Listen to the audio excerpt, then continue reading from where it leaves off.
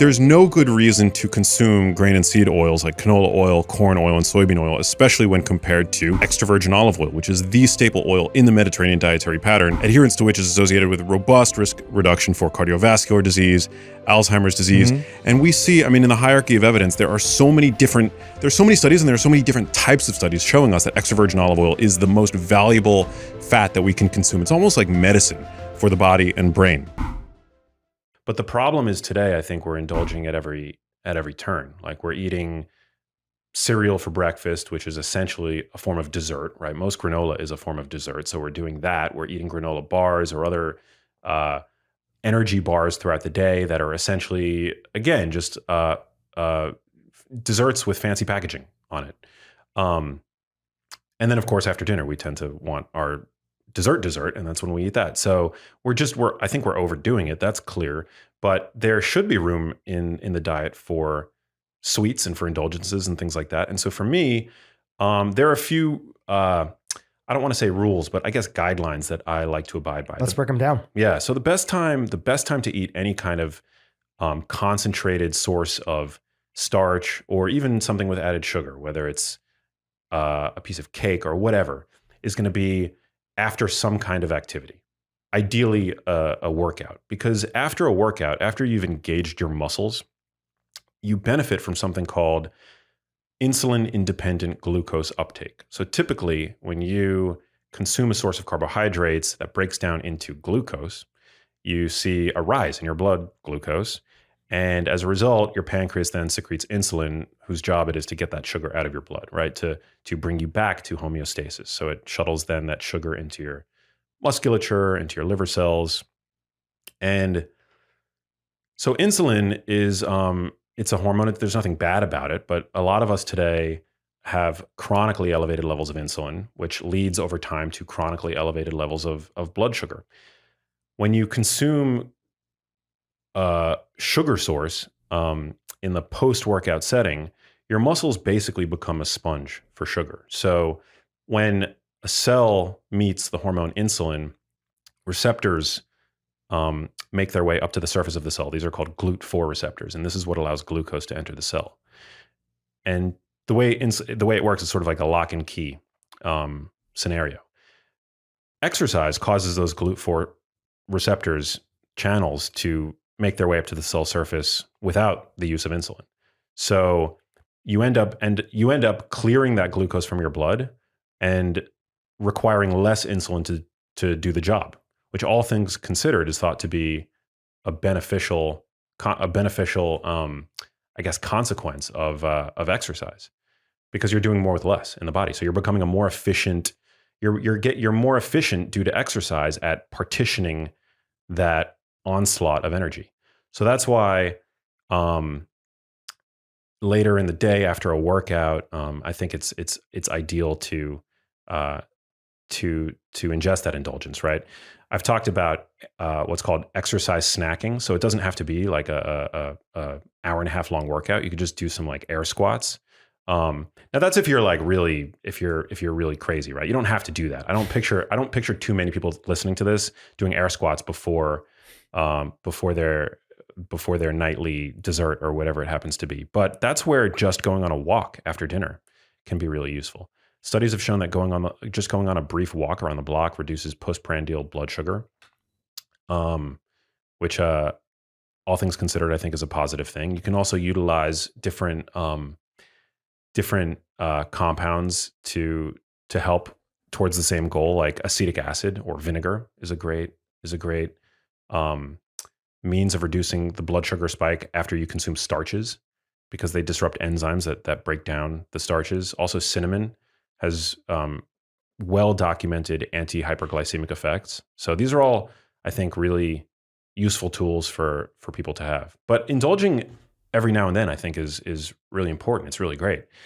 When I use sweeteners that don't provide any added sugar and don't have any calories. So I personally am a big fan of monk fruit. I'm a big fan of stevia. Stevia can have an aftertaste. Actually, so can monk fruit. And that's why you'll tend to see both combined with a sugar alcohol sometimes, like erythritol. Erythritol is a sugar alcohol. People tend to be afraid of sugar alcohols because some of them can really upset your stomach and drive symptoms like gas, diarrhea, bloating, things that nobody wants. In fact, this is one of the reasons why prunes have such a well-known laxative effect, because they're loaded, they're a natural source of a certain sugar alcohol. I believe it's sorbitol. So you consume too much of that and you're going to the bathroom like nonstop. But erythritol is different because it's fully absorbed in the small intestine. So it doesn't draw water into the gut. It doesn't get fermented by gut bacteria, and you end up peeing it out. So erythritol I find to be actually very well tolerated. Some people say that they don't tolerate it as well, which surprises me, because generally I find it to be very well tolerated, and just the pharmacokinetics of it, it gets fully absorbed. So it's I think very unlikely to drive GI upset. And then there's another newer sweetener on the market now that provides no calories called allulose, which I think is also pretty decent as well. I know the doctors at our clinic, they're, especially if people have like a long history of like gut issues or were on antibiotics a lot as a kid or other stuff like that, they'll be cautious with a lot of the sugar alcohols, because again, if you have a sensitive stomach, you're gonna have challenges anyway. I find xylitol is more of an issue for people than erythritol, but I'm one of those people that I don't do well with sugar, erythritol, with all sugar, pretty much all sugar alcohols. Wow. I just noticed my stomach's a little bit rumbly. But again, this goes back to processed foods, which even health foods are a part of that. I think there was there was a no sugar coffee mixer, like you add it to coffee. I don't want to call it out by name. And the company's a great company, and I was drinking it every morning, and it has xylitol in there, right? It doesn't have erythritol in it, but also has monk fruit, stevia. Tastes amazing, right? Tastes amazing. But I was noticing, for me, after a period of time, there was a part of my hand that was getting like really dry, and like my skin started getting dry, like the way that I used to before I like cleaned up my diet. And so I was talking to my functional medicine practitioner, and they were like, I see this a lot with people who have, sensitive stomachs if they're consuming a lot of sugar alcohols like xylitol. I was like, there's this thing that I drink every single morning, and I've drinking it for the last year and a half. It has xylitol in it. He's like, look, just do a simple challenge. Just stop having that. See what happens. Give it at least 14 days.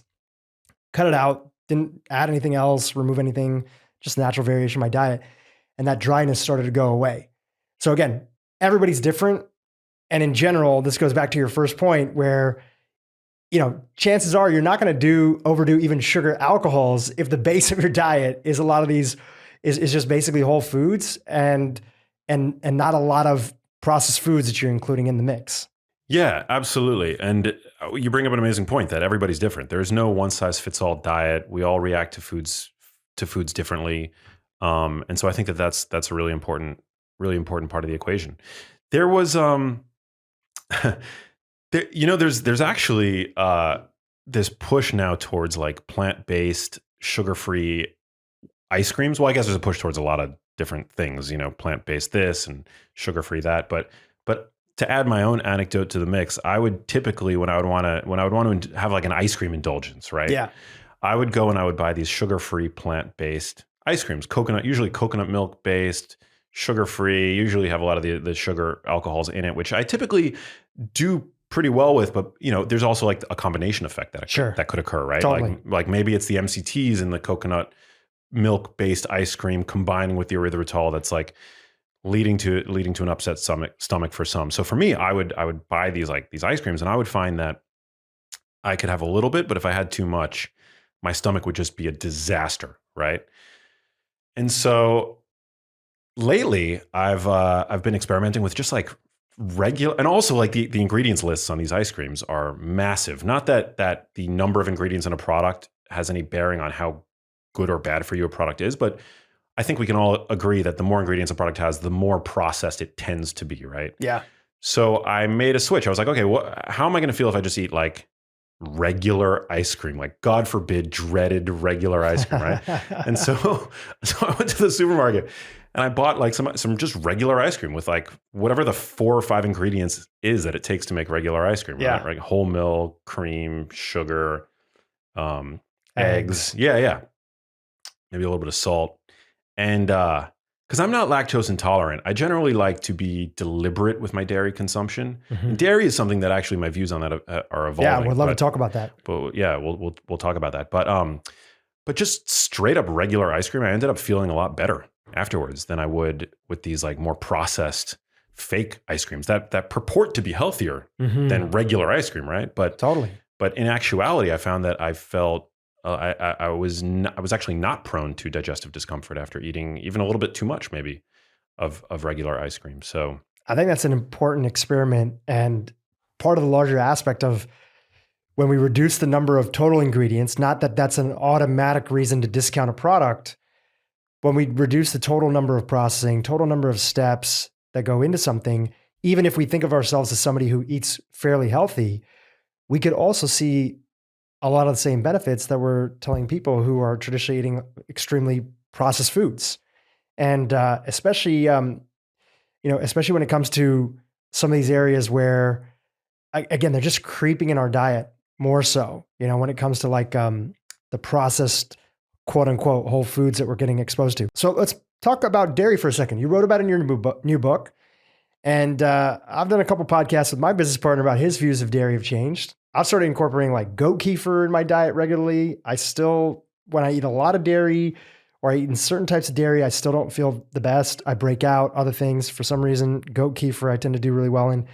Give me your perspectives and what has caused you to like have a little bit of a shift in how you see dairy. yeah, so I still tend to be very deliberate about my dairy consumption. I think dairy is not something that I want at every meal. And I think that one of the issues with modern ultra processed foods and meals tend to be that there's just cheese added on everything, right? Like you can go into one of these big chain restaurants and order a salad, the healthiest dish that most people are going to eat over the course of the day, and it comes loaded with cheese on it, right?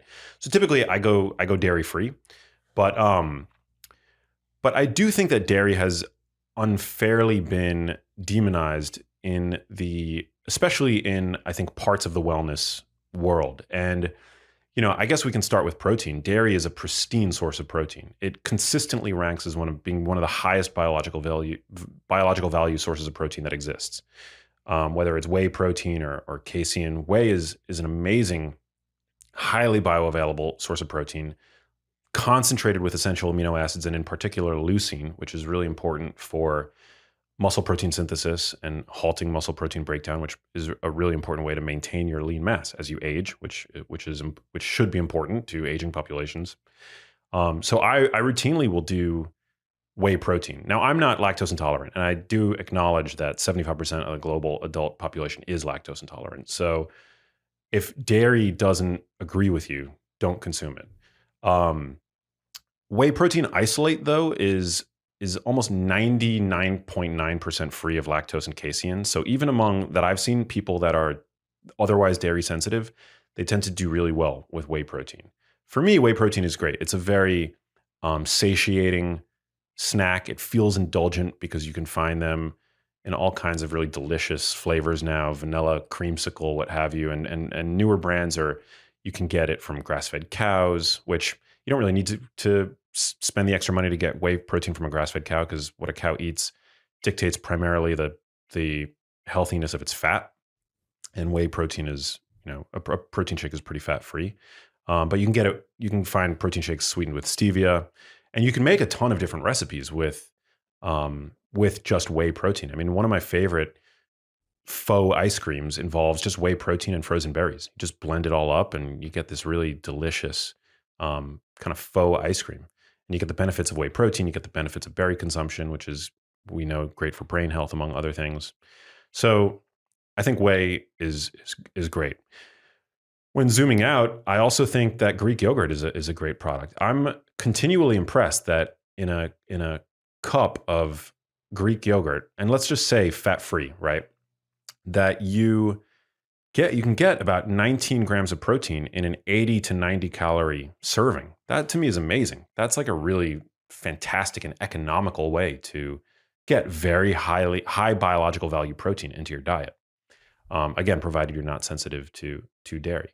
And then when you go to full fat dairy products like full fat Greek yogurt, cream, you're also getting a slew of really unique and probably important fat-soluble antioxidants, which you lose, by the way, when you go fat-free or reduced fat. So I reviewed this one paper that quantified the amount of vitamin K2 in various dairy products, and you lose it when you go for low fat or fat-free. But in dairy products like cream, you get a significant amount of vitamin K2. You get about 88 micrograms of vitamin K2 in a single tablespoon serving. And vitamin K2 is it's sort of an underappreciated nutrient. Most people, when they think of vitamin K, they think of vitamin K1, which is involved in blood clotting. And very few people, if any people in Western society are deficient in vitamin K1, and you typically know because you're prone to bleeding. So it's a vitamin K deficiency. Vitamin K1 deficiency is pretty rare, but vitamin K2 people tend to underconsume, and it has different physiologic effects in the body. It helps maintain calcium homeostasis, so it helps deposit calcium into places you want calcium to be, like in your bones and your teeth, and it helps keep it out of soft tissue, which is where calcium actually shouldn't be allowed to congregate. So it keeps it out of arteries, kidneys, things like that. And vitamin K2 is relatively underconsumed because it is found, again, in full-fat dairy. And there's been this push over the past couple of decades to steer consumers to reduced fat dairy. It tends to be higher in dairy products that come from grass-fed cows. And most of our dairy comes from cows that are not fed grass, right? It's found in organ meats and things like that. And so, yeah, I think that full-fat dairy is a great source of like pretty important, potentially important micronutrients like vitamin K too. And then finally, this has been an area of interest for me for some time, but full-fat dairy contains a compound in it that is unique called milk fat globule membrane. And milk fat globule membrane is sort of like, you can think of it like a capsule that encapsulates the triglycerides, the fats that are typically found in dairy. Now, dairy is among all foods, dairy has the highest proportion of saturated fat.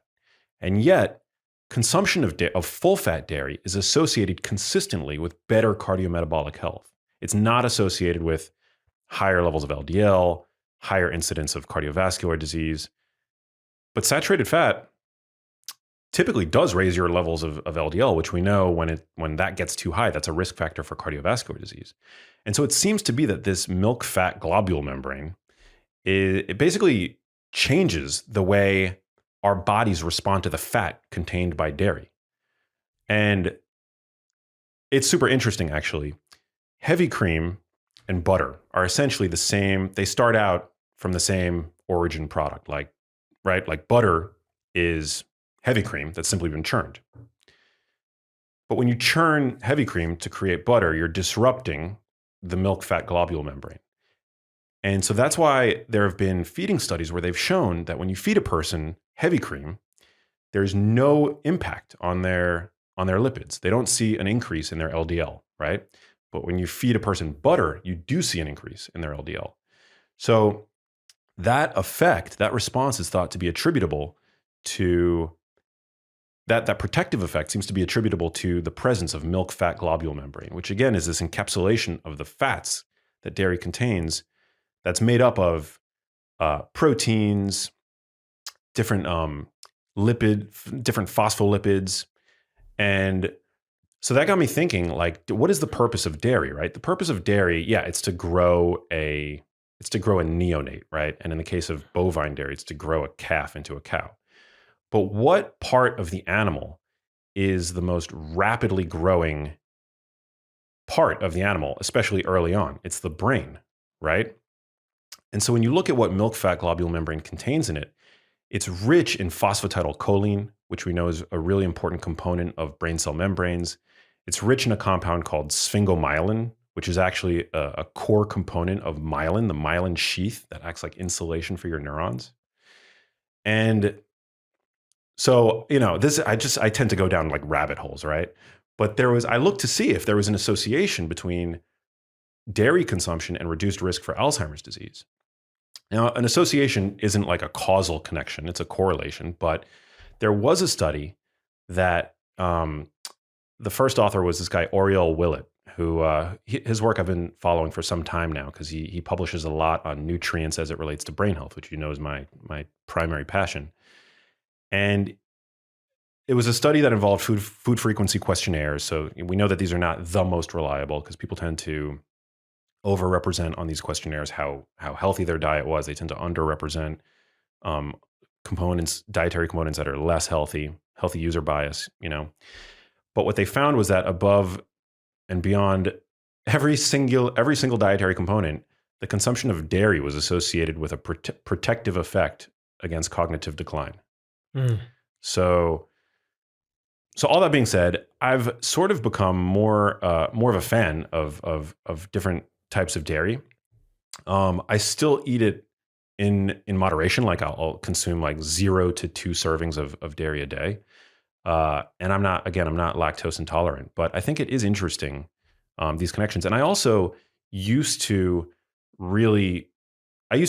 probably used to consume a lot more butter. But butter to me now, I put it in the category of, I consider it an indulgence because it's been chemically altered. And that chemical alteration creates the texture that we know and love and call butter, right? And I still use it occasionally, like here and there. I'm overall a fan of butter, but as a health food, I think it's probably better to stick with dairy components, dairy products that still have intact milk fat globule membrane because of all the benefits that provides. Max, so canola oil, is it really that bad for your heart, your brain, and your body? Well, canola oil is a grain and seed oil. It originates from the rapeseed. It was actually initially called the rapeseed oil, until they found a way to minimize with genetic modification a constituent of canola oil, urusic acid, which is actually toxic. And so now it's actually been called, it's been renamed canola oil, which stands for Canadian low acid, sort of a hybrid of the two. Oh, interesting. I had no idea. Yeah. And so now I thought there was a canola plant. There's no canola plant. No, it's primarily sourced in Canada. And of the grain and seed oils, it's actually not as terrible, I would say, as corn and soybean oil because it has a higher proportion of oleic acid or monounsaturated fat. But it still has a relatively high proportion when compared to fruit oils like olive oil and avocado oil of linoleic acid, which is an omega-6 fatty acid. It's a polyunsaturated fat. Therefore, it's very prone to oxidation. And all grain and seed oils undergo intensive processing. And one of the steps that is part of that processing chain is called deodorization. It's basically the food industry's equivalent of the witness protection program, where they take these fats from foods that at first glance wouldn't appear to be fatty foods, right? Like an ear of corn is not something that anybody would describe as a fatty food. No. Soybeans are not fatty, right? But they use very intensive processing, sometimes using a neurotoxin called hexane, other times not, to extract this oil, which typically comes with very bitter flavors and noxious volatile organic compounds. And they put these oils through the ringer, and one of the steps is called deodorization, which makes these oils bland, endows them with a very high smoke point, and allows manufacturers to use them in innumerable ultra-processed foods, right? It's the same reason, it's why manufacturers use them to roast nuts in. They squeeze them into commercial cereals. You can use them in restaurants, in salad dressings, in spreads, right?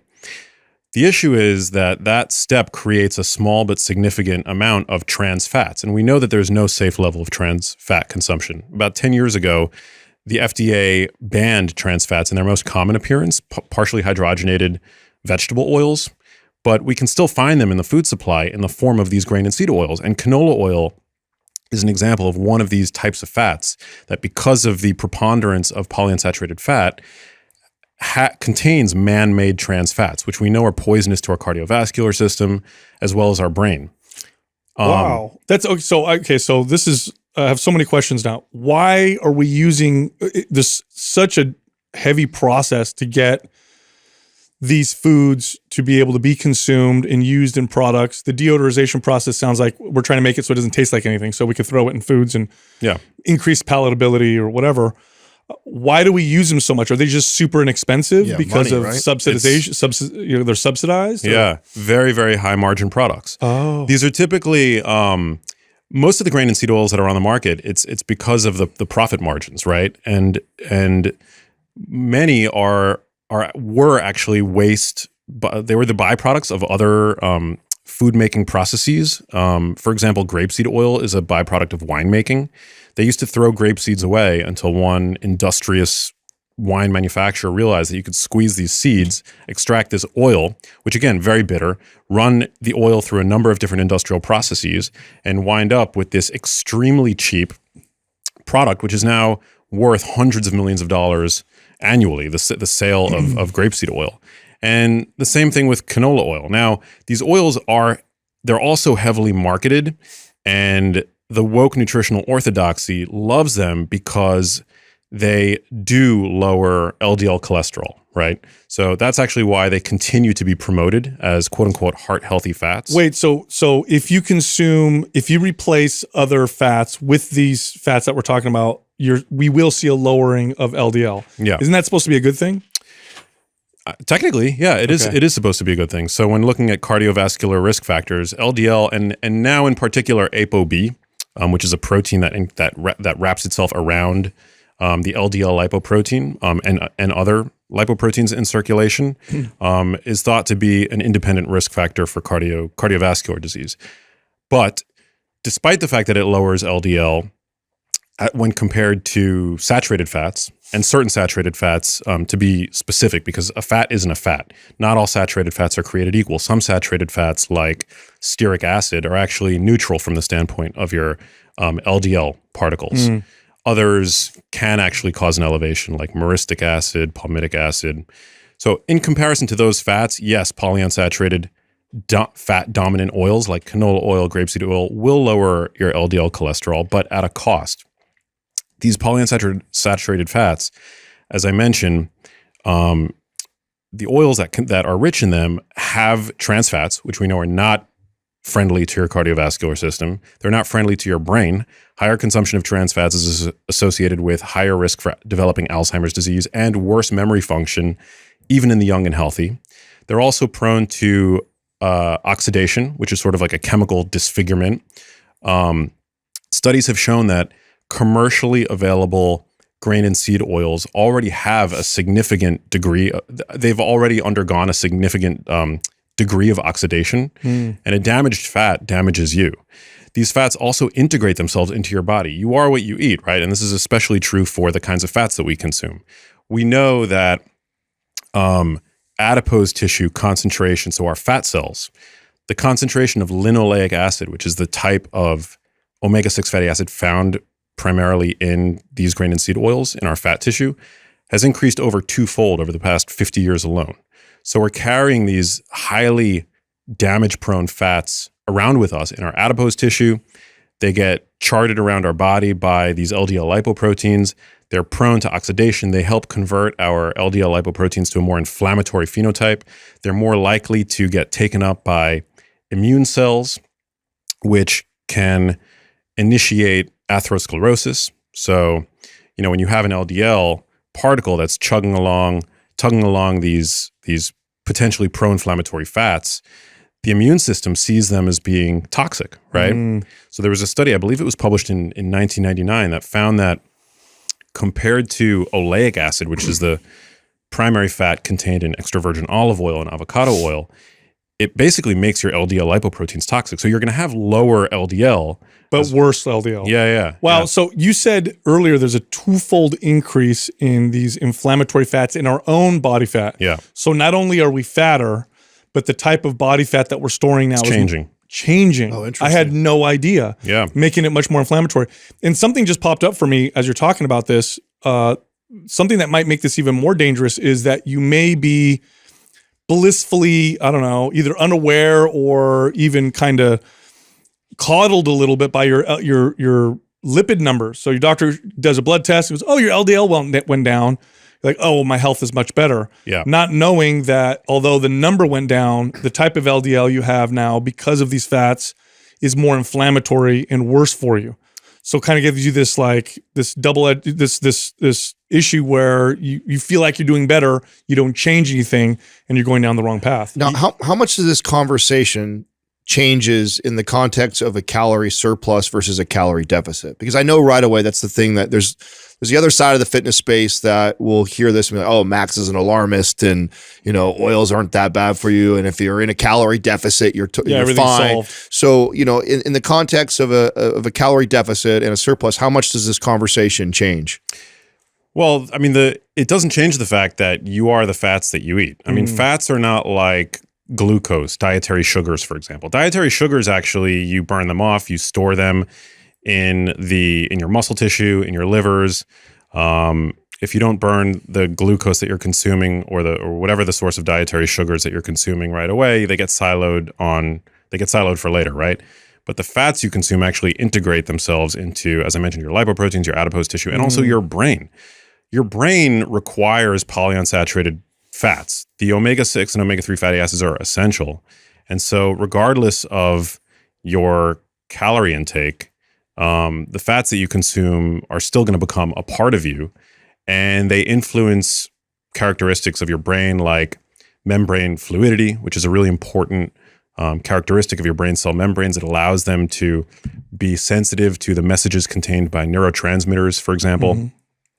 Now, it is true that the consumption of these fats hasn't shown in the clinical literature an acute inflammatory effect. So it's not like you consume these fats and then boom, and then you're going to see inflammation, right? And as I mentioned, the amount of trans fats contained by these oils, it's a small absolute percentage. It's about 5% trans fats. But at the quantity that your average American is now consuming these oils, it all adds up at the end of the day. So while you might not see, like in a clinical trial in the literature, an acute inflammatory effect, you're still fueling your body's inflammatory pathways. And the other thing is that the enzymes that we have in our bodies that convert, we know that people that consume the standard American diet underconsume omega-3 fats, right? Like eicosapentaenoic acid, or EPA, or hexaenoic acid, or DHA. We know that people underconsume those fats. Omega-3 fats and omega-6 fats compete for the same enzymes in the body, right? They're called fatty acid desaturase enzymes. So when you consume plant-based forms of omega-3s like alpha-linoleic acid and linoleic acid, they compete for the same enzymes which convert them to the biologically active forms in the body. By over-consuming linoleic acid, you're basically disallowing your body to generate any usable EPA and DHA fat from the plant-based omega-3s that you're consuming. You're the first person to actually confirm that. I brought it up on our show a long time ago, and you're probably way more read than I am on this. And I thought I read that somewhere that even if we eat, like take an omega-3 pill, if you are over consuming the 6s and 9s, they outcompete the 3s. So you don't even really get the benefits of the 3s because the American diet is so high in the 6 and 9s. And this has to do with the plant-based omega-3s, or does this also have to do with let's say if I take omega-3s from fish, because those don't need to be converted like the plant ones? Correct. Okay. Those don't need to be converted, right. With the plant-based form of omega-3s, alpha-linolenic acid, you require those enzymes. I mean, this is another argument for omnivory, right? Because when you consume preformed omega-3s from fish or grass-fed beef, for example, they're already in their plug-and-play format. Got it. But still, alpha-linolenic acid is still considered an essential fat, and people vary individually in their ability to convert them to the usable form. But that ability gets even more constrained when we overconsume these omega-6 fats.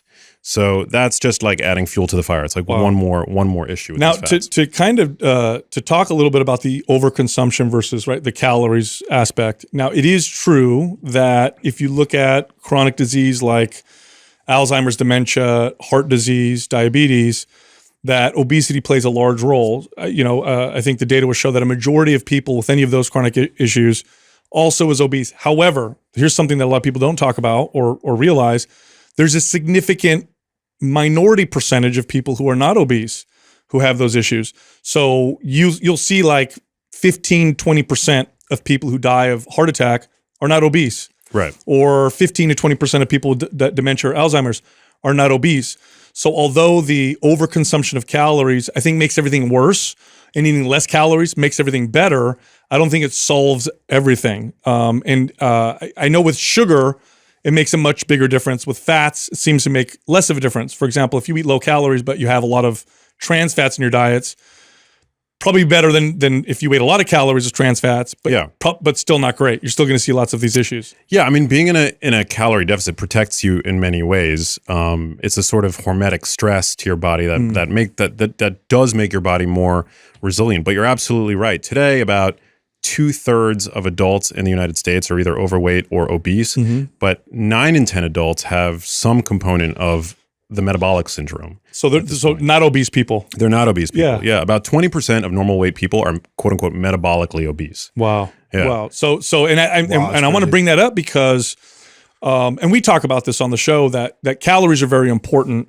and we do talk about this so that people understand kind of the hierarchy. Yeah, the hierarchy of importance, I guess. Only because as trainers and coaches, we found that when you present average people with like tons of information, they're like, I don't know what to do. And so it's like, okay, do this first, see if this works, start with this, and then we'll move to the next step and so on. But it is important to identify how some foods, regardless of caloric intake, are damaging. So you could, and this is important because like I have a friend who lost his dad who at like 50 something of heart attack, blood lipids look okay.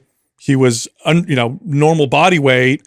And so he was kind of like blissfully unaware that he had any potential issues, died of a heart attack, right? His grandfather died of the same thing. So it's kind of like silent in that case because you don't appear to be unhealthy. Well, couldn't this be happening too? Like, let's say, I'm an example of this, right? So I manage my body weight. Even if my body fat percentage goes up a little bit, it always stays in a healthy range. But I definitely have times where maybe a few weeks in a row where I'm eating probably in a surplus. Is it more detrimental even for someone like me who considers himself quote unquote healthy, that during those times of a surplus, I'm eating oils like that versus and I think that's where some of this research comes from, where you see these people that are like, oh yeah, they're not obese or way overweight, but I'm they're assuming still unhealthy. Right. I'm assuming that all it takes is to be in a surplus for that week and then also be consuming these oils that are not ideal for that. Could that be why that percentage is still affecting those people? Yeah. I mean, I think it's the dose makes the poison. It's another case, and there are many cases where the dose makes the poison, and that's certainly true for these. But it's also monounsaturated fat lowers LDL just as much as polyunsaturated fat, but there's no risk of the consumption of oxidized fats because monounsaturated fats are just a little bit more saturated than polyunsaturated fats. And the other thing that's perplexing and honestly a bit hypocritical is that the Western medicine literature seems to love the Mediterranean dietary pattern. We're obsessed with the Mediterranean diet within the medical and nutritional orthodoxy. And yet when you actually go to the Mediterranean region of the world, nobody's using canola oil. Nobody's using grapeseed oil, corn oil, or soybean oil. They've oversimplified, haven't they? They say, oh, it's these types of fats. And it's like, they don't. I know it. My family's Mediterranean. We're from Sicily. There you go. They don't use those fats. You know what else is really perplexing? Is that when you think about processed meats, right? Mortadella. Prosciutto. These originate in the Mediterranean region of the world. And we love to say how great the Mediterranean diet is, right? With regard to cardiovascular risk, with regard to neurodegenerative risk, right? How bad processed meats are, but these processed meats originate in the Mediterranean region of the world. Yeah. And so how do we reconcile that? Yeah, you know why? Because I'll tell you what, you go to a butcher in Sicily who makes these processed meats traditionally, it is not made like the ones you find here at the grocery store. And what this tends to point to, and this is going to be a bit oversimplification. I think it's more complicated than this, but the further away we get from nature, okay, and I know some people are cringing right now, but hear me out. The more that is required to make something edible through modern science and processing, generally speaking, tends to make it not so healthy. Like you said, you get a stalk of corn. Where's the fat? Where's the fat? I can't squeeze a stalk of corn and have oil come out of it. It doesn't work. I'll get water, that'll come out. Now I can go grab an olive and I can squeeze it and oil comes out. I can grab an avocado and that thing is oily as hell. There's the fat right there.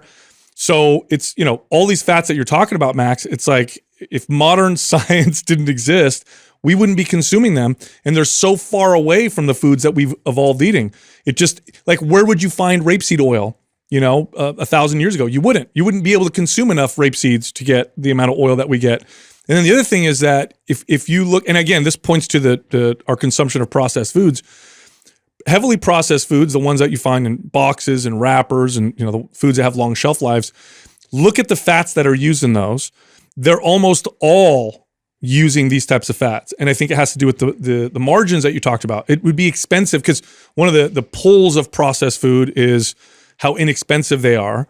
If you made processed foods with olive oil and avocado oil and natural oils, they would be much more expensive. And I don't think you would have nearly as big of a market. And I think is that where we get most of this consumption from processed foods? Yeah. And so it's true that when you become more cognizant of where these oils are and where they exist in your diet, and then you cut those foods out, there is sort of a healthy user bias. You will start consuming less ultra processed foods because that is where they tend to hide, right? And so people will see their health improve because they're just cutting out, or they're at least minimizing their consumption of these ultra processed foods, which we know are at the foundation of the obesity epidemic. But there's no good reason to consume grain and seed oils like canola oil, corn oil, and soybean oil, especially when compared to extra virgin olive oil, which is the staple oil in the Mediterranean dietary pattern, adherence to which is associated with robust risk reduction for cardiovascular disease, Alzheimer's disease. And we see, in the hierarchy of evidence, there's so many studies and there are so many different types of studies showing us that extra virgin olive oil is the most valuable fat that we can consume. It's almost like medicine for the body and brain. It's loaded with healthy fats. It's predominantly monounsaturated fat, which is very chemically stable. And then about 15% of extra virgin olive oil is saturated fat, which is the most chemically stable form of dietary fat. It's got polyphenols in it like oleocanthal, which has been shown to be as anti-inflammatory as low-dose ibuprofen, right, which is a non-steroidal anti-inflammatory drug, but it doesn't possess any of the risk for side effects. We see there was a seminal study in the field of nutrition. Nutrition doesn't have a lot of large population, long-term randomized control trials, right? But the PREDIMED study was an example of one of these studies. It was a multi-center trial where they gave families a liter of extra virgin olive oil to consume a week, right? So a liter of extra virgin olive oil to consume every week. They found robust improvements in their cardiometabolic risk factors, their cognitive function, their waist size, a high-fat Mediterranean diet with supplemental extra virgin olive oil. Yeah, can I just say something about this? So again, my family's from the Mediterranean, and I remember when I went there as a kid, the percentage of people that smoked was insane. People smoke like crazy in these European countries, and yet they live longer than us. Just goes to show you how much of an impact eating this way has on your health, because it counters. If you look at the percentage of people that smoke in Sicily or Greece versus, in the US, you'll see it's a higher percentage, and yet they live longer than we do. And I'm not saying smoking is a good thing. I'm saying just how powerful these dietary interventions are, that they can counter something as toxic for you as smoking to the extent where they live longer than we do. And they do use a ton of olive oil. You said a liter, and I know you kind of laughed a little bit. Yeah. I tell you what, man, you go to my mom's house or my grandma's house, and it's like a jug of water. Like the amount of olive oil olive oil is used for everything. And if they use anything else, it's lard or butter, but it's almost always olive oil for everything. There isn't a single dish that we make, or if we add any type of fat, it's always olive oil. And they use almost none of those other processed oils. Now, besides the price, what else is it that what drives the consumer in that direction? Isn't it also like the temperature that you can cook like canola oil and the types of foods that they're making? Because obviously that you wouldn't fry in olive oil, you would fry in canola oil. I think olive oil might even be more stable than some of those other oils, if I'm not mistaken. It is, yeah. oils vary in terms of their smoke point, but smoke point and the temperature at which point an oil becomes potentially rancid and carcinogenic are unrelated. So a smoke point of an oil is essentially determined by the solids that remain in the oil. For example, butter is very chemically stable because it's predominantly saturated fat. So it would have a high smoke point, and it's got a very high temperature. It can withstand very high heat. However, it's got a low smoke point because butter has trace casein and lactose in it. Ghee, on the other hand, is clarified butter, so it's had those milk solids skimmed off, and therefore the smoke point of ghee is actually quite high. But it's that temperature is more of a, like, smoke point is more of a culinary concern. It can affect the taste, but it has little to no bearing on the health quality, the healthiness of that oil. Neither did I. Yeah, I thought it did. Interesting. So what are the best, or I guess worst, oils to cook at high temperatures with then, besides the smoke point, right? Yeah, well, you definitely don't want to use the grain and seed oils. Okay. They do boast very high smoke points because they've been so highly processed. So you can fry in them. They're not going to smoke. They're not going to change the flavor. Right. But you're creating some pretty unhealthy fats. Yeah. In fact, I think that the primary the primary place to really try to when you eat out in a restaurant, there's going to be some degree of grain and seed oil consumption that's just inevitable. And I wouldn't worry about that, right? I partake in the modern world. I eat in restaurants. Yeah. There's no doubt that I'm consuming some quantity of these grain and seed oils. But I try my best to avoid fried foods because these oils are used in restaurant fryers and they're not changed between dishes, the oils, right? They're changed sometimes like a handful of times on a weekly basis. So they just get worse and worse and worse. Worse and worse and worse and worse. So aside from the oxidation, oxidative byproducts are created, like certain aldehydes, which are poisonous to your mitochondria, which are the energy-generating organelles of your cells. They are potentially mutagenic. They become carcinogenic to some degree. So I would absolutely avoid fried foods. But that's just a testament to, yeah, they're not smoking, but these oils are still generating invisible compounds that are not good for your health. Holy cow, I had no idea. Yeah. I thought the smoke point was the same thing. Yeah, so extra virgin olive oil, for example, it might have a lower smoke point, but it's very chemically stable. It's chemically stable because of the preponderance of monounsaturated fat, which is, again, very chemically stable, and then about 15% of it is saturated fat. And on top of that, it's so rich in antioxidants, plant-based compounds that literally protect the oil, that you could heat it to a very high temperature.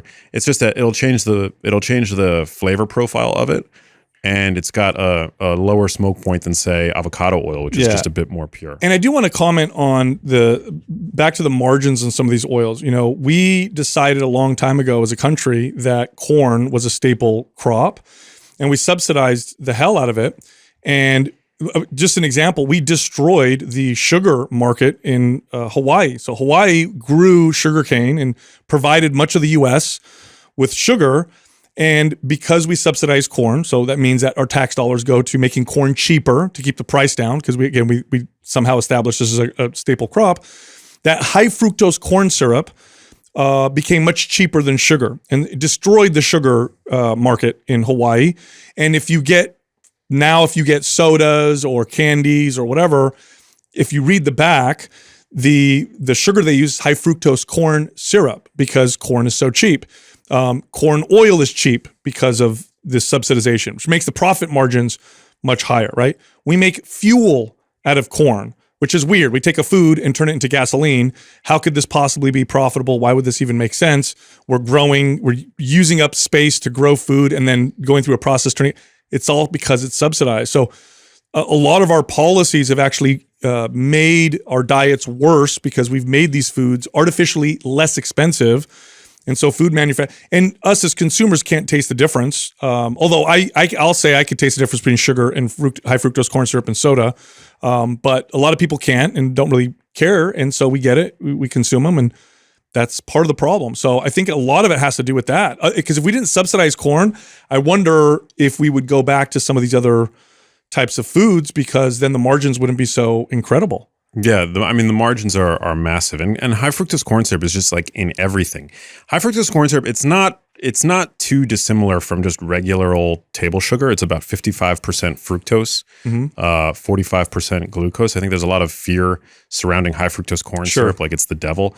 It really is. I mean, biochemically, it's not all that different from just sucrose, regular old table sugar. But the problem with, I think, sugar in the standard American diet added sugar in particular is that it's just everywhere. It has this insidious effect, Yes. right? It's in our sauces, it's in commercial bread products.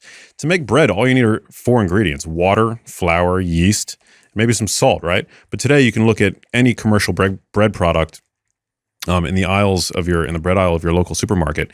They'll have added grain and seed oils, they'll have added high fructose corn syrup, various preservatives. So the food supply is just mutated. The vast majority of sodium that your average American consumes comes from restaurant food, fast food, and ultra-processed foods, and also canned foods. And I think that the reason for that is, well, there are a few reasons, but when you make a shelf-stable food, you're losing some of the taste condoning qualities of volatile organic compounds that are best when fresh. One of the reasons why fresh food tends to be so much tastier than preserved food, canned food. And so to compensate, manufacturers will often add sodium to these products. And I mean, I think that that's a big problem. We tend not to underconsume sodium. Most Americans are consuming lots and lots of sodium, but only because they're consuming lots and lots of these ultra-processed products. But when you take those products out, it's important to realize that only 11% of the sodium that people consume every day come from their own salt shakers, come from the salt that they add to recipes that they're making, for example. And so for people who are working to optimize their diets, which I know is a significant portion of the people who listen to this show, it becomes then a question of like, where are you getting your salt from? Because sodium is a macro mineral. We need it for good health. Especially, as you get older, a lot of older adults suffer from hyponatremia. They're not getting enough sodium. And sodium is really important for nerve signal transduction, really important for maintaining healthy blood volume. If you sweat regularly, which I do because I love using saunas, I exercise fairly regularly, you need to actually increase the amount of sodium that you're consuming. Also, if you are on a low carbohydrate diet, you tend to require more sodium. A lot of people that are transitioning to a low carb diet for the first time will experience what's called the low carb flu, which can be mitigated by including more sodium into one's diet. So I think that salt is a really important, sodium is an important nutrient. And then from a culinary standpoint, I think salt is just, it's the easiest way to take an ingredient and turn it into food. You know what I'm saying? Like if you have a ribeye, for example, it's not a steak until you add salt to it. It's when you have vegetables, some of the incredibly healthful, life-supportive vegetables in the produce section of the supermarket. If you're not adding salt and seasoning those vegetables well, you're not going to be able to convince your kids to eat them. You're not going to enjoy eating them.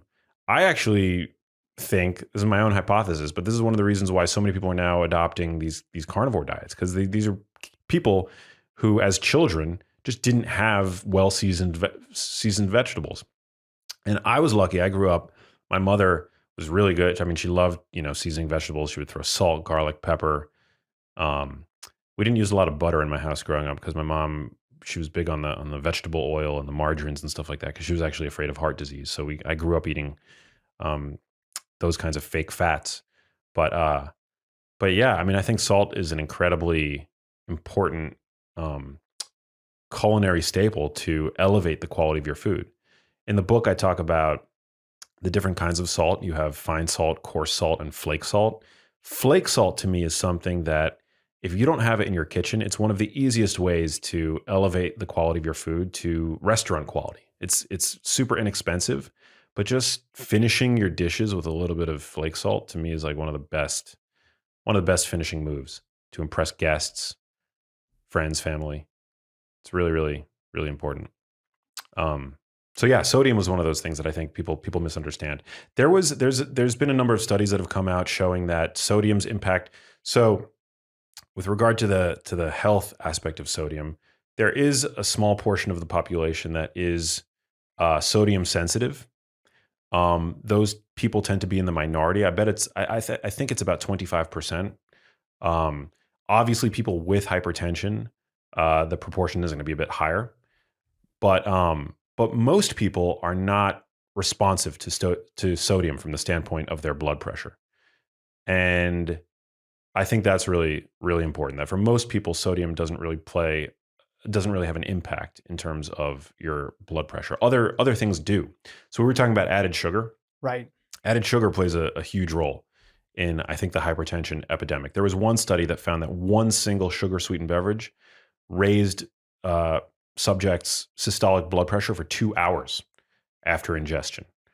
And it was actually the same amount of sugar in that beverage as people are consuming all day, every day on average. Even fructose, like just straight up fruit juice, just straight up orange juice. If somebody's starting every morning off with orange juice, we had Dr. Richard Johnson on the podcast, and he's got a new book out, and he was the researcher that really understood the link between, uric acid and why it got so important, and led to David Perlmutter's book and other people's books that are out there.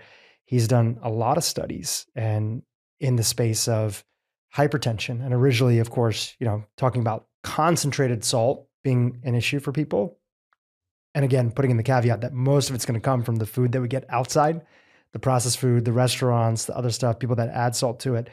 But he actually found and ended up going, because, he's a nephrologist, kidney doctor. He ended up going from just salt to now looking at when you have concentrated forms of fructose, how that impacts hypertension in patients, and was able to, with concentrated sorts of fructose in mice, and later seeing in observational studies with human beings, that you can induce high blood pressure just by giving people like strong amounts of fructose in their diet. Wow. Yeah, it's not surprising when you feed somebody a huge bolus of sugar. It stimulates their sympathetic nervous system, which is like their fight or flight response, which is like, your blood pressure increases. So I think that's a bigger problem, and obviously refined grains play a role there as well, because refined grains break down almost instantly to sugar, whether or not it appears like sugar. It biologically is no different. And so with regard to sodium, I think it's the hype is the danger signal is definitely overblown. Now, the consumption of potassium also plays a role in helping balance out the effect that sodium has on your blood pressure. So making sure that you're eating a healthy diet. I think researchers believe that we used to consume about 4 times as much potassium as hunter-gatherers as we do now. And potassium could be found in fruits and vegetables are loaded with potassium, but also most people aren't aware, but wild salmon and beef are actually very good sources of potassium. Much higher in terms of their potassium content than their natural sodium content. So making sure that you're getting potassium on a daily basis, I think is really helpful. And again, cutting out the ultra processed foods, because this advice to stop adding salt to your food is just completely misguided. It's really bad advice, because people they're making their food more bland. Some of the most healthy foods in the supermarket are simply not palatable without the addition of salt. And the number one source of dietary sodium in the American diet, you would think that it would be like processed meat or canned foods. It's not. It's bread and rolls. But when was the last time you heard a dietitian tell you to avoid bread and rolls, right? To get your blood pressure in check. You'll never hear that, right? They say limit your salt intake. And so what do most people do? They shun the salt shaker. It's so misguided. It's so backwards. So backwards. On the topic of like ultra processed foods, there's also the component of just eating just throughout the day, literally morning to evening, eating just all the time, grazing all the time, eating all the time, just continuously eating. Where does fasting play in for you, and what do you follow? And do you ever go about longer periods of a fast to give your system a break? Yeah, really good question. I generally do a sort of mild intermittent fasting, I guess, protocol, where I try not to eat for the first 2 hours of my morning, with the exception of, I guess, coffee in there, electrolytes, maybe some heavy cream now in my coffee. And heavy cream is fine. Coffee and cream both technically break a fast, but the cream has no protein, no sugar in it. So it's some of the mechanisms that we're some of the strings that we're attempting to pull with fasting, like prolonged mTOR inhibition or spending more time in a low insulin state. Heavy cream, coffee are not going to perturb that. So I don't really consider either of those as breaking my fast, so to speak.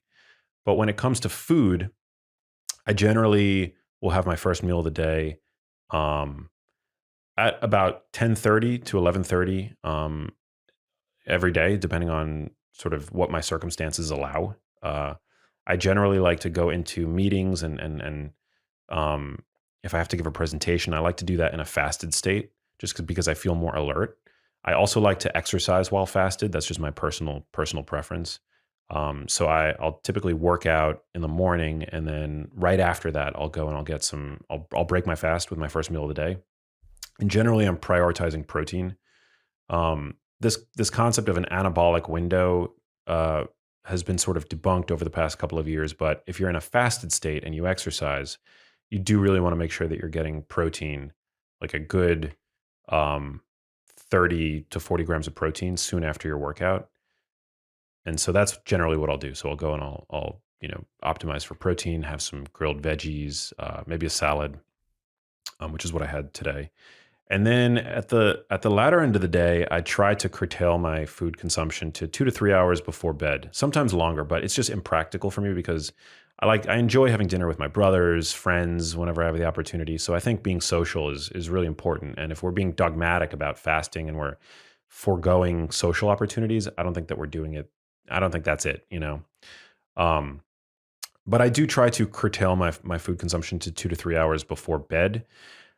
The research that I've seen that seems to be coming out, and granted, these are small studies and they primarily utilize men, so they're not done typically in women, unfortunately, especially premenopausal women.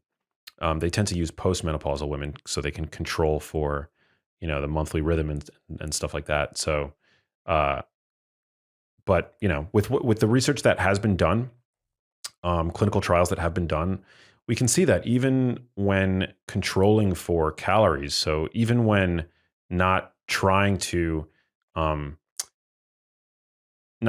push these subjects into a calorie deficit so that they lose weight, we still see that there's an improvement in various cardiometabolic features like blood glucose regulation, blood pressure, and the like. So from that standpoint, I think it's good to eat an earlier dinner from the standpoint of metabolic health. From the standpoint of weight loss, I think some people wield intermittent fasting as like this miracle weight loss formula. I don't think it's that. I think it can provide a means of controlling calories, which for some people it's going to be very effective and very helpful. So by curtailing your food consumption to 8 to 10 to 12 hours a day, which by the way, most Americans are consuming the full 16 hours that they're awake. From the moment they wake up until the moment they go to bed, they're eating, metabolizing some kind of food, right? But what circadian biology is showing us is that aside from the calorie control aspect of it, we seem to see an improvement in various cardiometabolic features when we curtail our food consumption. Also, from the standpoint of brain health, I think it's useful. The grandfather of intermittent fasting may as well be Mark Mattson, who is a researcher at the NIH who, for at least a decade at this point, has been showing us the potential brain benefits that come from fasting, such as an increase in BDNF, brain-derived neurotrophic factor, which is sort of like a miracle grow protein for the brain. I don't know if that has necessarily been elucidated in humans yet, but every prevention-minded neurologist that I've spoken to with their patients tends to integrate some kind of intermittent fasting protocol. So yeah, that's typically what I do. And I think circadian biology is there's not a single organ system that's not affected by circadian rhythms in one sense or another. And our eyes are the master time setter for our body because they interact with what's called the suprachiasmatic nucleus in our hypothalamus, which is, again, that's sort of like the Big Ben of our genome.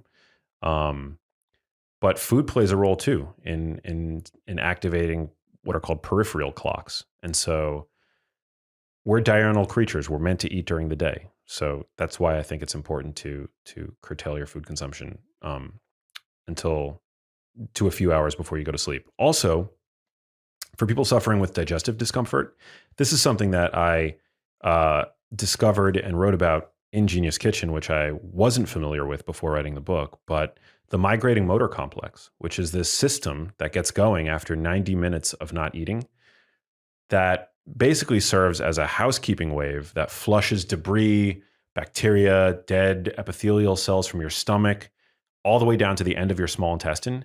It's a great way to help prevent or even possibly treat SIBO by just not eating, by not snacking too much. And so, after I discovered that sort of phenomena, it was reason enough for me to think twice before snacking in between meals. So now, generally, I'll eat when I break my fast in the morning. I'll eat before I go to bed. Maybe I'll have, a piece of fresh fruit and a protein shake or a cup of Greek yogurt sort of midday. But I now try, and I don't always succeed. I don't think that you have to do this every day, but I try to go about 4 hours in between meals and snacks. That's great.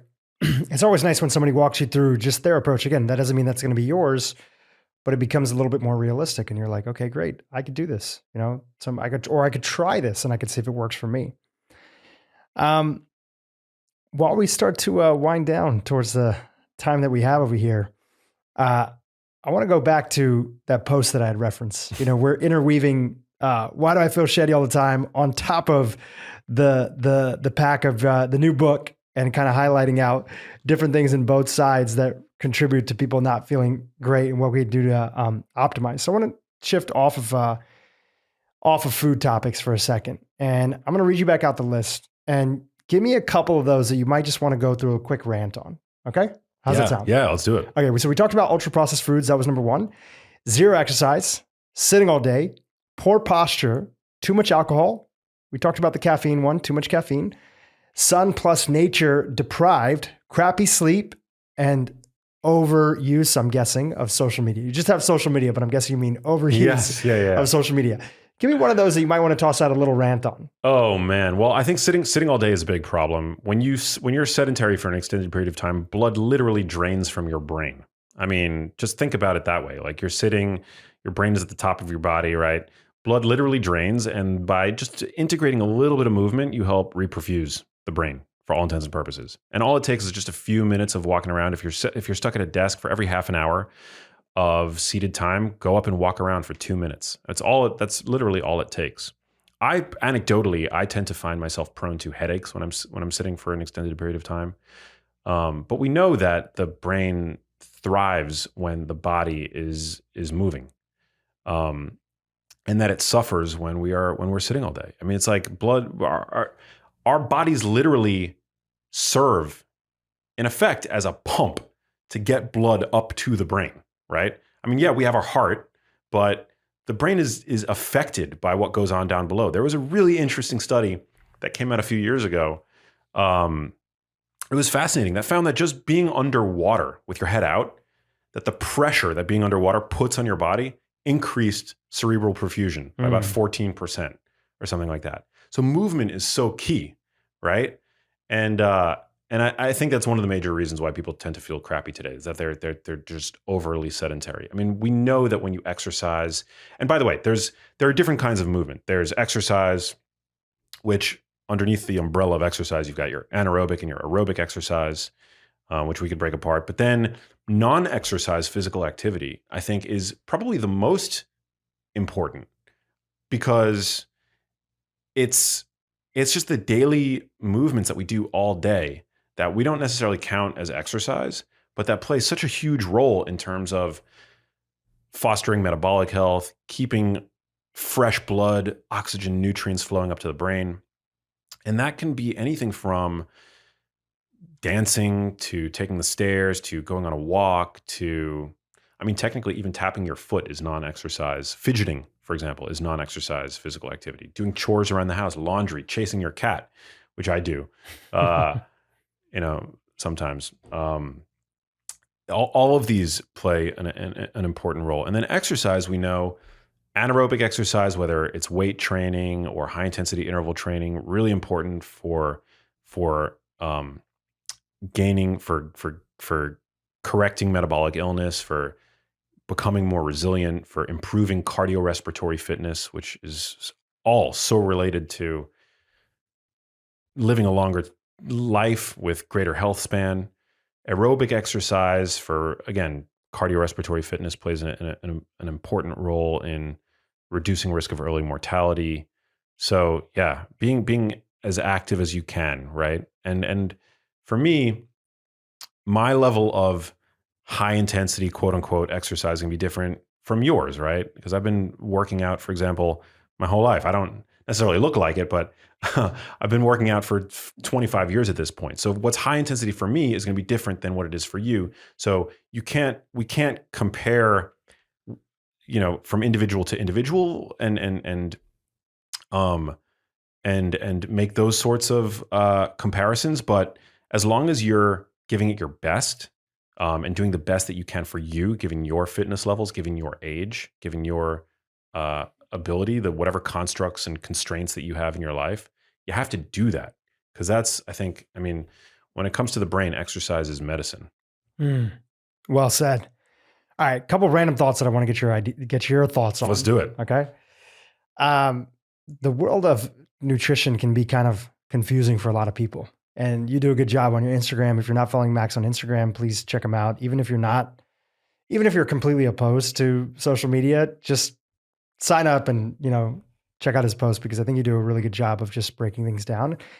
And you tackle a lot of topics where one group or another might have very strong opinions on it. Yeah. Like people telling individuals to be fruit phobic and talking about why we should not fear having a whole piece of fruit and regularly having fruit in our, diet, or people attacking things like eggs or, whatever. You do a really good job about it. Thank you. It means a lot coming from you.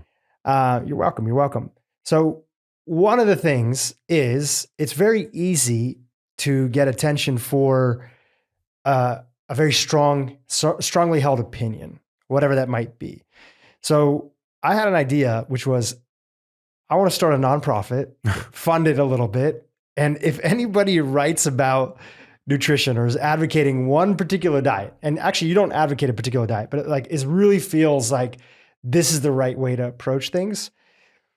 Every quarter, they have to have, through a third party, their labs uploaded into the system, vetted, it's by a third party. And again, just like if you're going to have strong opinions on how other people should be, you should be part of the open source database of being able to look at everybody's labs and track them over a period of time.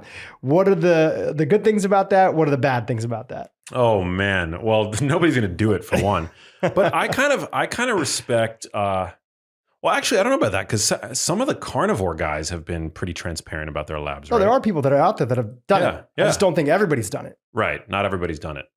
I think that we would then start to argue about what's better, what's optimal versus what's not, right? I mean, you'll have vegans showing their labs and maybe their LDL levels are on the floor, and then you've got carnivores and their LDL levels are maybe, higher. I'm sure that both will be in pristine metabolic health otherwise, but then and maybe, I think there's a lot of people, it's just human nature. I think there's a lot of people that talk about getting rich who may not actually have a lot of wealth themselves. There's a lot of people who talk about kindness who may not be the kindness to their own family members that are there. I think it's human nature to talk about something and maybe not always do something. So just wanted to toss that in. Yeah. I mean, I would share my labs with people. So you're game, you're in. I'd be in. Yeah. There's this call for nutrition researchers to disclose in nutrition papers what diets they adhere to in terms of the research. Right. Because we know, as I mentioned earlier, people tend to make their diets their identities. If you're reading a nutrition paper and it seems to point to poor health outcomes due to animal product consumption, right? And the authors of the paper are all vegan, and maybe some of them have authored vegan diet books. Wouldn't you think that would be important to know? when Sure. when a clinician is reading that paper? Absolutely. But they don't do that. I mean, they'll disclose diet books usually and things like that, but they don't disclose their diet proclivities personally. So I think that's important. So yeah, going back to your question, I think it could potentially be useful. Although, yeah, I mean, I just don't know. I think that there are still too many unanswered questions, like that people who are like you, inquisitive, and like me, that know, that are aware of that, right? That might be able to interpret that data with a more open mind. Some, for example, in the plant-based community, still might see somebody like Sean Baker's LDL levels and be like, oh, he's on the fast track to having a heart attack, and that might support their confirmation bias. So I still worry about that the problems with interpreting that data, were it to get out there and see a wider audience. Fair enough. All right. Yeah. Well, I'll keep you posted if I end up doing it. Are you serious? That's a cool idea. That's a good question. I'm serious. Because I also know too, I've changed my mind over the years. Yeah. I've changed how I eat. I was a grown-up vegetarian. I went vegan. My acne cleared up like a miracle. And I thought, oh my gosh, this is the fucking answer. Yeah. And I just kept on that path until I started feeling like my brain wasn't working as good as it was. And I just felt, my digestion, which was great for a long time, started acting up again towards the end when I was eating a lot of, quinoa and brown rice and these other types of foods in my diet. And then found out the world of functional medicine, connected with some great doctors, ran my omega quant test, it's still like one of my top tests for anybody. You could do at home and look at your omega-6 to omega-3 to omega-6 ratio. Mine was completely off. Wow. And I was like, I think I got to start eating fish. And I felt better within weeks. And I felt like my brain just turned on again. And I also cut out a lot of grains at the same time. So that played a role too. So I just know that I've changed my mind over a period of time. And I think that this goes in my second question, in this world that we live in, well, it's a statement rather, and I want your hot take on it. In this world that we live in, polarization often gets a bad rap, right? Like things are so polarized in social media and other things like that. And I'm not going to say that polarization is, there are parts of it, especially when it comes with unkindness, accusations, whatever it might be. But largely, I think polarization, a lot of different opinions and people doing a lot of different things, I think it's actually a good thing. And I think the good thing that comes from that is that people are all trying to share and put out their idea of what they feel is the best way possible. And I think it's access to more information that kind of sifts through it. And by the way, there's no going backwards. Like, what is the answer to polarization? Everybody has the same opinion and looks at things the same exact way. So you have a hot take on that from the world of nutrition or even broader than that? Yeah, I think you're absolutely right. I know that my first, my on-ramp to the health and wellness world was before my mom. It was like books, right? Like written for the lay audience. Like diet books are not meant for an academic audience. And so that was my on-ramp. And then you kind of learn, the more you marinate in the wellness world, you realize that people are just kind of, we have nutrition data, but nutrition science is really hard to do. And it's left a lot of unanswered questions. And so it's left room, I think for the better, for people to come and put their sort of spin on things, right? To lend a bit of philosophy to the conversation, right? Like I have the data when it comes to nutrition, right? But I also am guided by my philosophy of what it means to eat properly today, and the kinds of companies that I want to support with my dollar, right? And I know that, for example, Dr. Hyman has a philosophy that permeates his work. Dr. Gundry has a philosophy that permeates his work. A lot of physicians do that have written books. And I think that the plurality of voices, I'm grateful for it. I think that it's a net positive. It's just more tools, more information, more points of entry and access for your average person to engage with these topics. And then hopefully, I know that Dr. Hyman does it so well, but hopefully prominent voices are responsible enough to then implore their audiences to do their own kind of inquiry and to iterate and to tinker. I know that one of my favorite parts of, personally, one of my favorite passages of Genius Foods, which was my first book, is actually the closing thoughts, little couple of paragraphs that I wrote at the end of the book, final thoughts, where I talk about the fact that like this is everything that I believe to be true, but ultimately science is evolving, right? It's not this end all be all indicator of truth, right? It's a process of asking questions and finding answers. And what we accept to be true today might be disproven 5 years from now. So, so I think that people really need to. I think it's great that we have all these different voices out there, and that some are polarizing, some are not. As long as we can communicate respectfully with one another and with an open mind and be kind to one another, I think that public health as a whole is going to benefit. There are some people in the space, unfortunately, that I see as being the bad apples, who are polarizing, but then they're also vitriolic and they're abrasive, and I don't appreciate those personalities. Kindness and respect, that has to be the foundation. The foundation, yeah. That's something that you exude. You exude both of those qualities, and that's why I think you're so great at what you do, among many other reasons. I'm so glad that your brain is now working at 100% capacity, because we need your brain, Drew. And we need all the brains of the people that are listening as well. Yeah, brother. 2 recipes from the new book that you think are going to be, hits for the audience. Just talk about them, and then let's chat about how people can find the book but give us two recipes that you think that really stand out. 2 recipes. Well, okay. So one of my favorite recipes in the book is a plant-based, because I do actually have some plant-based recipes in the book. It's a plant-based mac and cheese using carrot noodles. It's really good. So it's a carrot noodle. We use like a spiralizer based vegan mac and cheese. So there's no dairy in it. And it's just really damn tasty, like really savory and delicious. Wow. And what's the base of the cheese? Is it like nuts? It's a nutritional yeast based cheese. And then we've got some, I utilize nuts in the book. It's really good. It actually reminds me of another one of my favorite recipes is a Brazil nut pesto with kelp noodles. So I'm a huge fan of pesto, which is usually made with pine nuts, and pesto is usually also placed on like pasta, like wheat based pasta. But this is actually a recipe that I created. It's out of this world delicious, but it also purposefully supports thyroid health. Kelp noodles are an amazing source of iodine, and Brazil nuts are one of the top sources of selenium.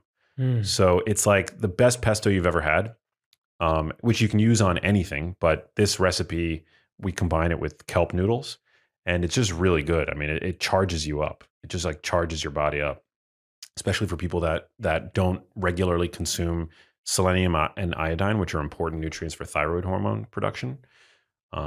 So there's that. There's a few different like quote unquote pasta dishes in the book. The whole book is gluten-free, grain-free. Minimal dairy in the book, although I do utilize in a handful of recipes some ghee, butter, just for the flavor profile. There's another recipe in the book. Sorry, I'm like, you asked for 2, but there's a Bakalao recipe. Bakalao. Have you ever had Bakalao? It's a Portuguese dish. No, I have not. Yeah, it's salted codfish. It's amazing. It's actually it's probably my favorite recipe in the book, because it's a recipe that my mom used to make for me. And we're not Portuguese, but for some reason, my mom got into making this recipe for me. And I'm the only person in my family that ate fish. So she would make it expressly for me. And I would just like go to town on it. I would love when she would make this for me. So freaking good.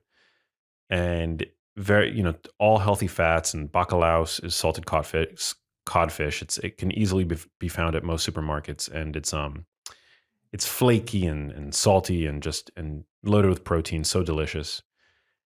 And then there's like a dessert. There's a bunch of desserts, but in particular, I have this dessert dish that is it's dark chocolate covered fresh blueberries. So I show people how to basically melt down chocolate, and and you go and you get fresh blueberries from the store. I had never had these before. Like this is an OG recipe from the Genius Kitchen, but it combines two of my favorite Genius foods, blueberries and dark chocolate, and really easy to make. Takes about 20 minutes to make. It actually takes less than that. It takes 2 minutes to make, but you then heat the chocolate down. Heat the chocolate, and then you have to put them in the fridge, and they come out. Kids love them. They're amazing. I've tested the recipe with some friends that have kids, and yeah, it was a staple for me. I mean, I was like going overboard. Probably, I was eating it like I was making this thing like every day. My brothers would come over, my friends would come over. They'd want these like chocolate covered blueberries because the blueberries explode in your mouth, right? But then they're underneath this like hard dark chocolate shell. So tasty.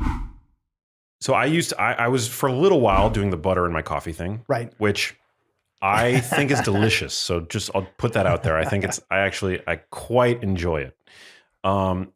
However, I carry a genotype that probably puts me at increased risk of hypercholesterolemia. So, high cholesterol. And I'm not anti-cholesterol or anything like that. Sure. I'm an advocate of well-sourced animal consumption. But I do think it's important to like hedge your bets, and to always do labs and to get tested and to be willing to iterate, to always, I don't wear my personal diet, my dietary pattern as an identity, right? I think that's where people tend to go astray, especially today when they make their diet their identity, because then they become unwilling to iterate when new data presents itself, or when they get labs and those labs don't necessarily agree with the picture of. Sure, they planted a flag in the ground. They planted the flag in the ground, exactly. So for me, I don't want to cause an undue elevation of my LDL levels when there's no really benefit in doing so. We know that certain saturated fats, and I talk about this in the book, do elevate LDL, right? Sure. The way that they do is they reduce the availability of the LDL receptor on the surface of the liver, which is really important for recycling those LDL particles, right? Certain genotypes are not as efficient at that, and I'm probably one of those people. I'm definitely one of those people. Okay. Yeah. So, and this is interesting because I recently brought coffee back into my diet, and I want to bring up why coffee could be very particularly beneficial to people like us. Yeah, let's talk about it. But with something like grass-fed beef, so with every food there are risks and there are benefits. It's my perspective, based on data, that the benefits of eating grass-fed beef outweigh any risks, because you're getting a highly nutrient-dense food with a pristine source of protein. You're getting compounds like creatine, which we know is reduced in the brain as we get older. Vitamin E, tiny amount of omega-3 fats, but significant nonetheless. But mixing butter in my coffee, especially with regard to the milk fat globule membrane aspect that I mentioned earlier, it's probably going to cause your LDL to go up. And there's really no benefit that you're getting other than the fact that it's like delicious, right? Also, MCT oil. MCT oil. Right. Yeah. Any kind of that sort of heavy dose saturated fat. Yeah. MCT oil, I'm not sure does that. I can tell you for me, it does. Did that. Okay. It did that. Okay. Yeah. Yeah. So that's good to know. Yeah. So I didn't necessarily want that to happen to me, but then I found these studies that found that heavy cream basically gives you the same. I mean, it's a dairy fat. You don't have to blend it, so that's like a great benefit of doing that. And because it has intact milk fat globule membrane, according to the data, it's not going to cause this elevation of LDL. So I'm essentially getting the same product, the same end product, which is like a creamy, indulgent, unctuous cup of coffee, right? But yeah, with like a chemical difference that might be physiologically significant for me. Yeah, it's interesting. It's always about that experimentation. Talking about labs, like how often do you personally, will you look at your labs, especially with this, history of high cholesterol or other stuff, or just looking at any sort of, markers that are there? How often will you get your labs done? Yeah. I mean, I try to do it once a year. And my family, I mean, people know my family history. My mother had very poor health. She had this rare form of dementia that developed when she was very young. And we know that vascular changes occur before almost every other change with regard to Alzheimer's disease, which is the most common form of dementia, and certainly vascular dementia. So So cardiovascular health is crucially important, and it's something that I'm always mindful of. And again, every food has a benefit and a risk. Coffee, I think, is really interesting from this standpoint. Yeah, let's talk about it.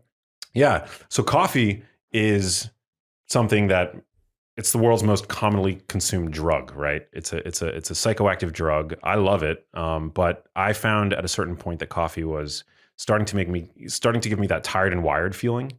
And so I took it out for a while and I felt great. This is another reason that I think many people feel shitty all the time, right? Because they are dependent on this drug that that they need to consume in order to treat their withdrawal from it that they're experiencing due to a 24-hour deficit of caffeine, right? And so for most people, when they consume coffee, they're not actually experiencing a performance boost above their baseline levels of performance. They're dependent on it, so they need to consume coffee to get back to their baseline level of performance. So for people who are not regular coffee drinkers, caffeine does provide a performance boosting effect. But for people who are chronic coffee drinkers, dependent on coffee, that caffeine is just you need that morning cup because you're going to feel the unpleasant symptoms of withdrawal without it. And the other aspect of coffee that I think most people are not aware of is that coffee does give you an energy boost, but it doesn't create energy from thin air. It borrows it from later. And that's a debt that's going to be repaid later in the day. So that's what I was feeling personally when I was drinking coffee first thing in the morning. I would end up feeling like a train hit me by 2, 3 in the afternoon, oftentimes leading me to the coffee pot to get some more coffee. And that was starting to just disrupt my sleep. And so I took coffee out to resensitize my brain to it. And then I brought it back in so that now I can consume it at the minimal effective dose for me. And I love it. I drink it now every day. But what were you having before and how does that compare now? Was it just that you were having the quantity or it just was that you didn't take a break enough for your body to reset? I was having probably too much. So the dose was probably too high for me. Which would be what? Well, I know that I was in my coffee French press that I was using. I was putting probably like 4 or 5 tablespoons of grounds into that French press, which is probably like 300-400, if not more, milligrams of caffeine.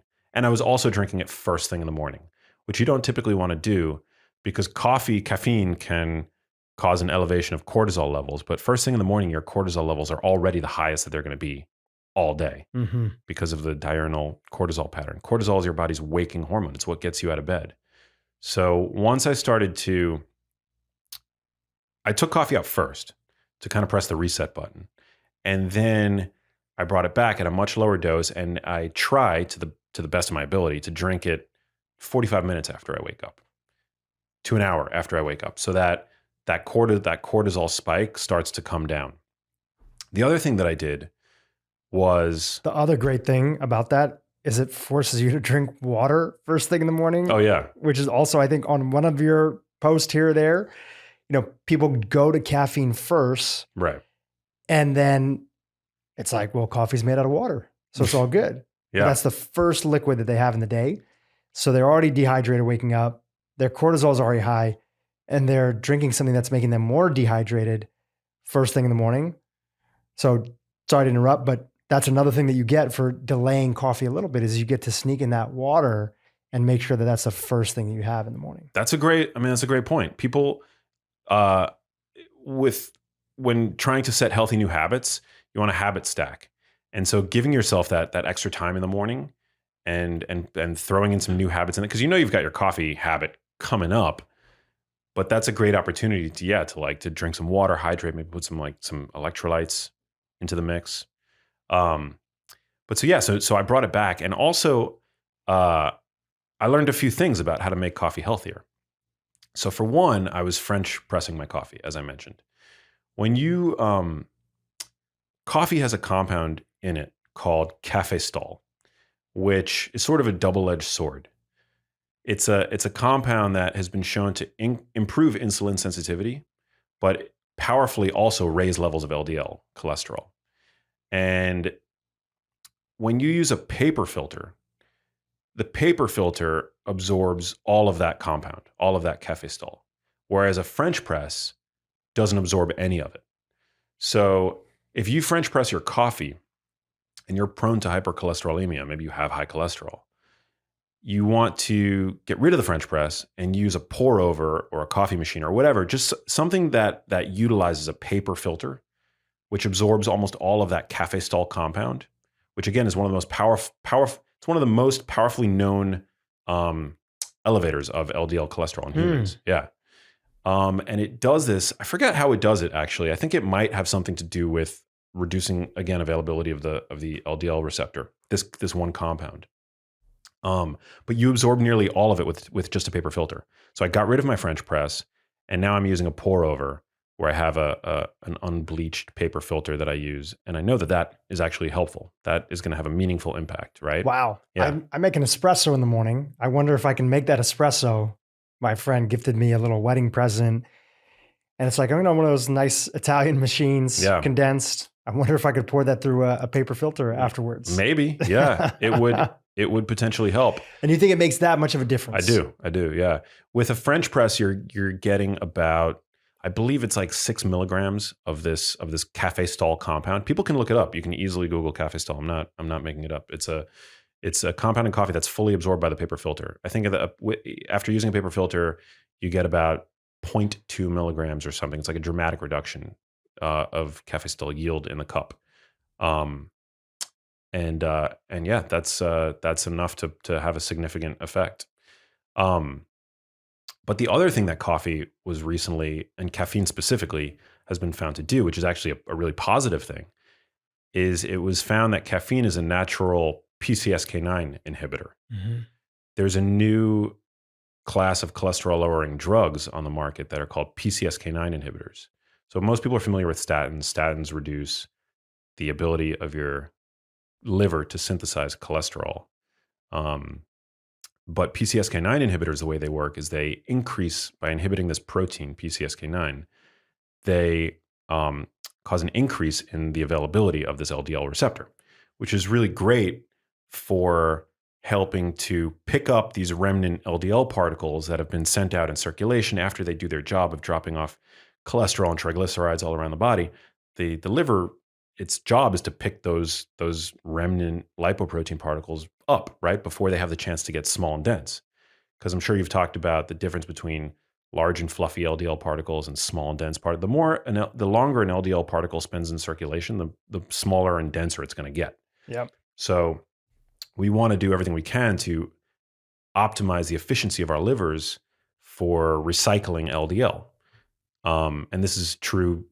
This is true for everybody, but it's certainly true for people with specific genotypes, mine included. So caffeine was shown in this study that just came out to inhibit PCSK9 by about 25%.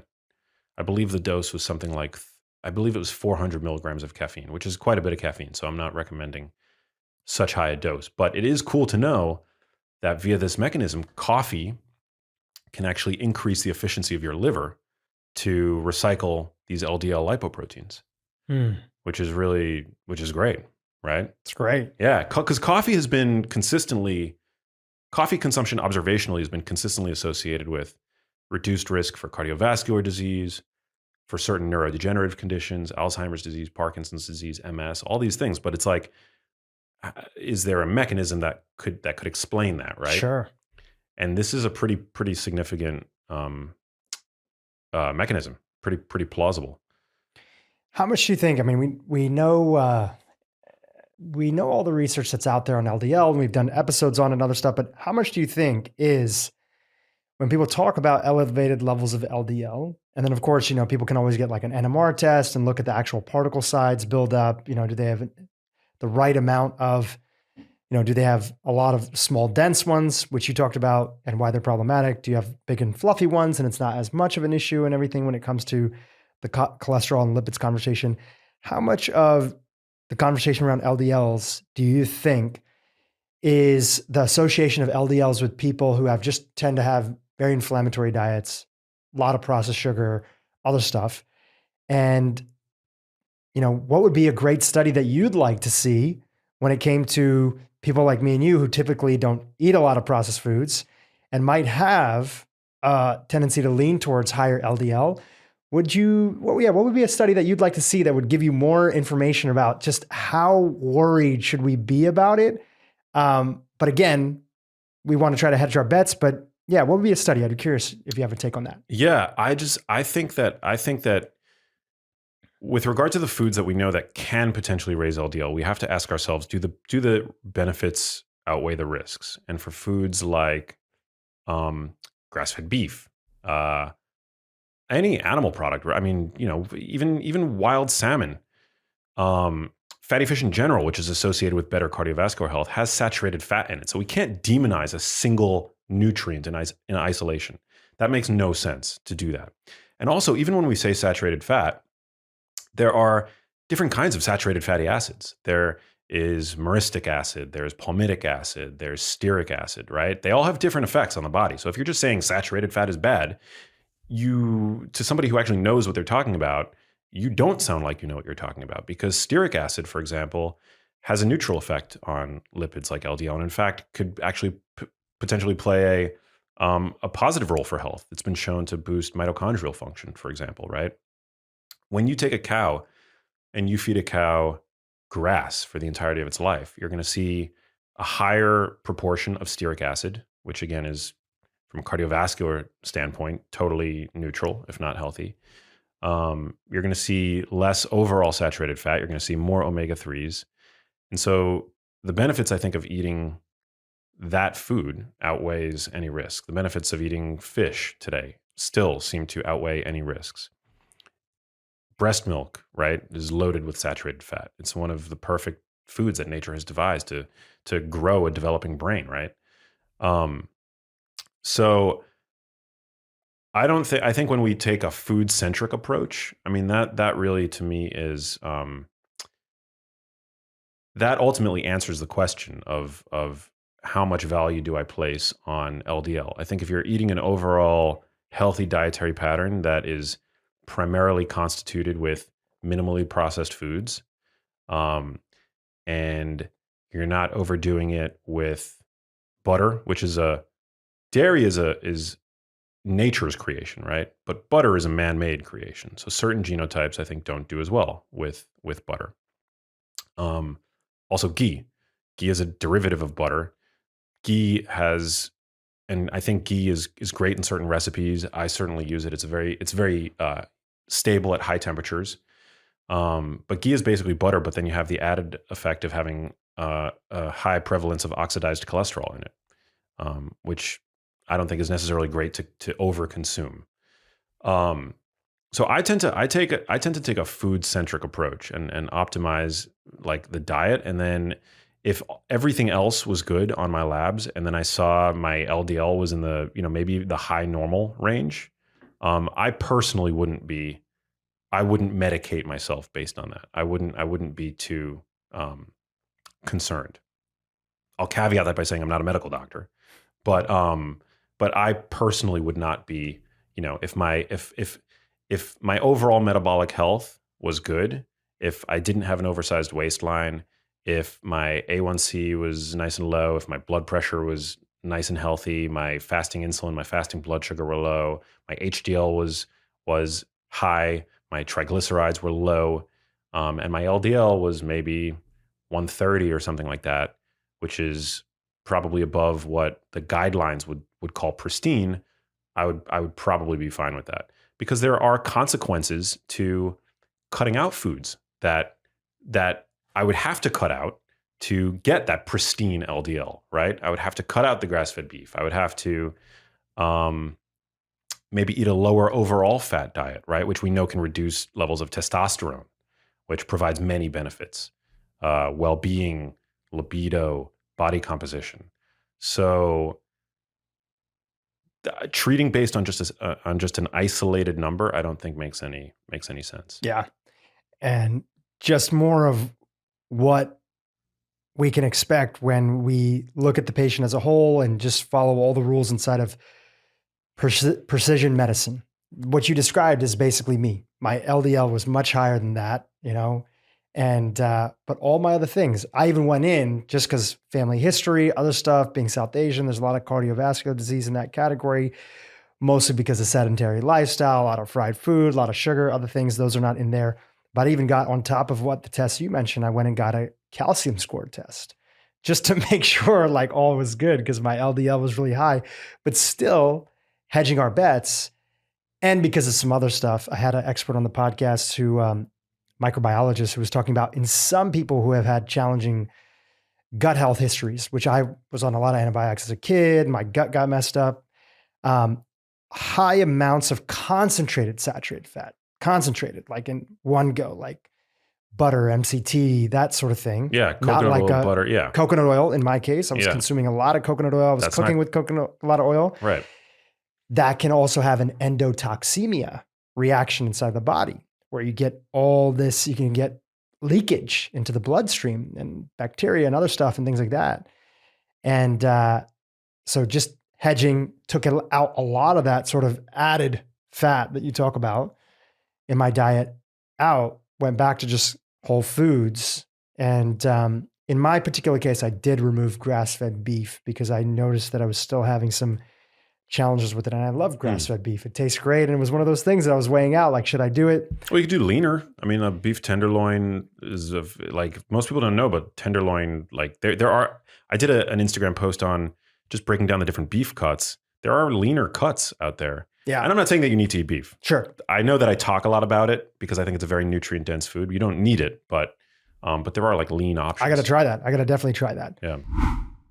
I think that there's a misconception that healthy food doesn't taste good. And I think that is a misconception. I think you can make totally healthy foods taste incredibly palatable and indulgent. And I tried to actually, in the new book, Genius Kitchen, I tried to create a number of comfort foods that that on first glance people wouldn't assume to be really, really healthy and nourishing to your body, but in fact are. For example, I've got a recipe for gluten-free, super crispy buffalo chicken wings. I was going to ask you about that. Yeah. They look ridiculous. Dude, first of all, chicken wings are a wonderful source of collagen. So any load-bearing part of an animal, especially joints like chicken drumsticks, chicken wings, 4 times the collagen as compared to breast meat. So collagen is actually a great source of the amino acids that your body will then use to create collagen. So collagen proteins get broken down,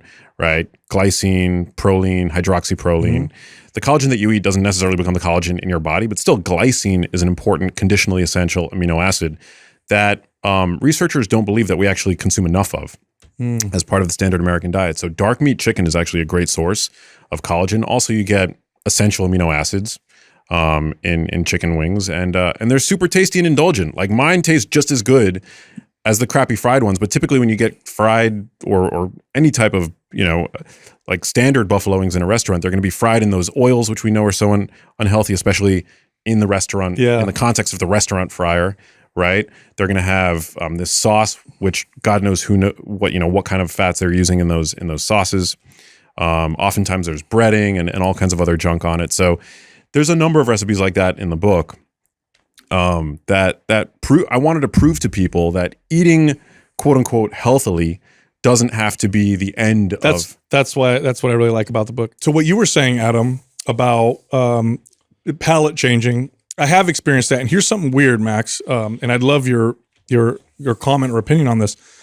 I had clients that actually preferred the flavor of Diet Coke to regular Coke, or diet sodas or candies to regular sugar flavored candies.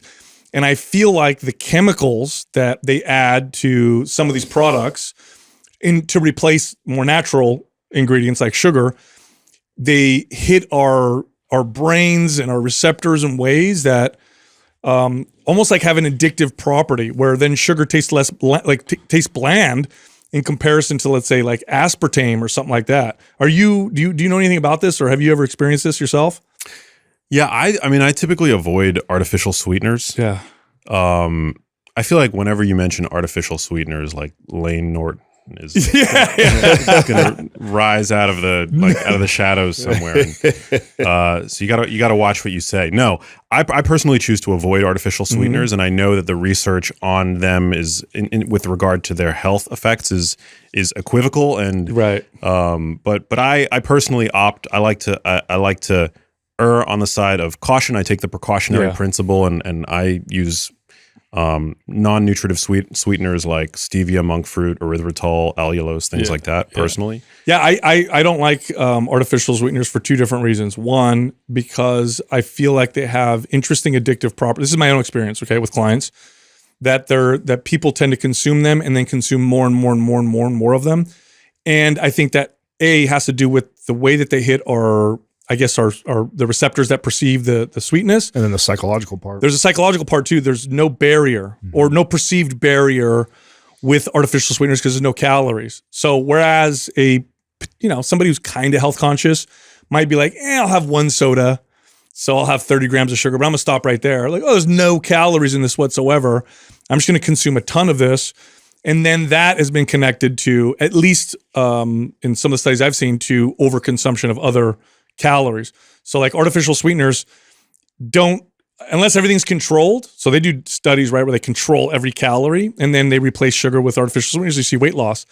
But otherwise, you don't see weight loss. Why is it that when people themselves cut out sugar and replace it with artificial sweeteners, which theoretically should lower the calories, why don't they lose weight? Because they eat more calories in other places, either because they perceive they don't perceive the same dangers, there's not the same barrier in terms of weight gain, or it's doing something funky to us that makes us want to eat more. So that's just my own personal observation. And the only people I've ever successfully worked with artificial sweeteners are competitors. And that's because they're so neurotic with their tracking that we can control everything. But I've never had an average person, let's just have you replace your sugar with artificial sweeteners. It doesn't work. It's never really resulted in any progress or success. That's interesting. Yeah, I mean, I feel like for people who consider the occasional Diet Coke as their vice, they can be used as a tool for adherence. I think as a best case scenario use for them. I don't drink artificially sweetened diet sodas. There is a brand of soda on the market. Oh, you're drinking one that's sweetened with stevia. Yeah, and sometimes I drink those as a treat. My primary concern actually are the can linings. Exposure to compounds like BPA. Because you don't know how the cans are stored prior to them making their way to your refrigerator. And so I'm actually more concerned with the presence, the contamination of known endocrine disruptors in those. That was in your previous book. I talked a lot about those. Yeah. Now, I feel like you also wrote this book because I saw some of the recipes. Actually, I had Doug write some down. So I did write down your buffalo wings one because that one looked incredible. The olive oil lamb chops with olives and artichoke hearts looked amazing. So that's one I want to try. The no cheese cheesy egg dish. Okay, explain that to me. Yeah. It looks incredible. It looks really good. It's so bomb and it's so easy to make. So the entire book, it's about 99% dairy free. So it's a quote unquote cheesy broccoli dish. The broccoli we make with a little bit of nutritional yeast, some coconut cream, sauteed broccoli in avocado oil, and you saute that up. You throw it in one of these little oven-safe dishes, preheat the oven to about 375 degrees, and then you crack a raw egg on top, and then you bake it for 10 minutes. And you get this amazingly savory, super satiating, delicious egg dish, which takes about 20 minutes, I would say, all in to make. It's one of my favorite recipes in the book. It's super easy to make, quick. Did you make all these recipes, or did you work with somebody? I know you cook a lot. I watch your stories on Instagram, and you're always making something. So is this all you, or did you work with someone too? Yeah, I made the vast majority of them, and then just to fill up the rest of the number, I worked very closely with a recipe developer, and I gave them my sort of dietary philosophy and using the ingredients that I like to prioritize in my food, the foods that I consider to be quote unquote genius foods. They sort of filled in the gaps and picked up the rest. But now, they're all super palatable, super tasty recipes that if you have kids, the kids love them. It's a mix of starter dishes, of main courses. We even have some sweets, some desserts, We use extra virgin olive oil in really unique ways, which I'm very excited about. We have an extra virgin olive oil sugar-free ice cream. What? Yeah, which is awesome. You've never had extra virgin olive oil ice cream? I mean, just picture No. sort of like a vanilla-esque ice cream, but with a hint of extra virgin olive oil. It's super tasty, and it provides a new way to And get there's in no your- milk in that? There's no dairy, no. Oh, what? Okay. You got Yeah. my attention. I can't have dairy, so. The whole book is it's 99% dairy free, and the dairy that we do use is ghee, which is very well tolerated, Yeah. even for people who have dairy sensitivity. Yeah. Now, did you write this book for guys? Because because here's the deal. Like, I know dudes were terrible about cooking for ourselves. We tend to want everything to be as simple as hell. Anybody who's ever been to a bachelor's place and eaten with them knows that. It's like, I mean, like for me, I got married real young, but I remember, there was a period where I was alone, and it was like, what are you having for dinner? It was like, 2 cans of tuna fish and, and a bowl of strawberries, it was like super basic or whatever. But the recipes in here seem to be very simple. It's not like 50 million ingredients. It's not 2 hours to make a dish. Was that one of the considerations? Yeah, absolutely. I mean, the dishes range in terms of their complexity, but I would say that most of them are very easy to create. And I definitely wanted to ensure that the recipes require ingredients that are not difficult to find. They're low cost, highly accessible. Because the point is, all of the nutritional recommendations that I've made over the years, the whole point was for one of the major, for me, my mission is to make the recommendations achievable. So there's no dogma in the book. That's why I have this sort of paradigm in the book where I talk about foods to avoid, but the list of foods to avoid is actually really small. And then I break down what to include in your diet into good, better, and best. Because I find that in the wellness world, we often let perfect be the enemy of the good. Oh, good right? point. So when I talk about high quality foods, I'm not talking about like making sure that your beef is pristine and grass finished all the time, right? That's not to me like the sole type of food, because that would be super inaccessible for a significant portion of the population who reads my work, right? Like if you live in the middle of the country, for example, sometimes, or even in a food desert, you might not be able to access the most pristine beef. But still, I want people to know that even grain finished beef, like factory farm beef, and I hate promoting food from the factory farm system, is still a highly nutrient dense food and a much better option to eat for dinner than, for example, boxed mac and cheese. So all the recipes feature very accessible ingredients, minimal steps. I really tried to minimize the amount of steps. And so, yeah, whether you're a novice in the kitchen or a seasoned pro, you're gonna learn how to cook in the book. It's gonna be really great. Now, I want to talk to you about the organ meat dishes that you have in there. So organ meats, I talk about their value on the show. Probably the most nutrient dense foods you'll find on the planet are organ meats. You can't like liver, for example, like you can't find a single food that's more concentrated in essential nutrients than liver, for example. But I always hear this from people. It's gross. I know you said organ meats are great, but I don't want to eat liver. I don't want to eat heart. I don't want to eat kidneys. It tastes like crap. So what about the recipes on that? And are they, like, be honest with me, are they good? Yeah. Okay. Or are you just... They're pretty good.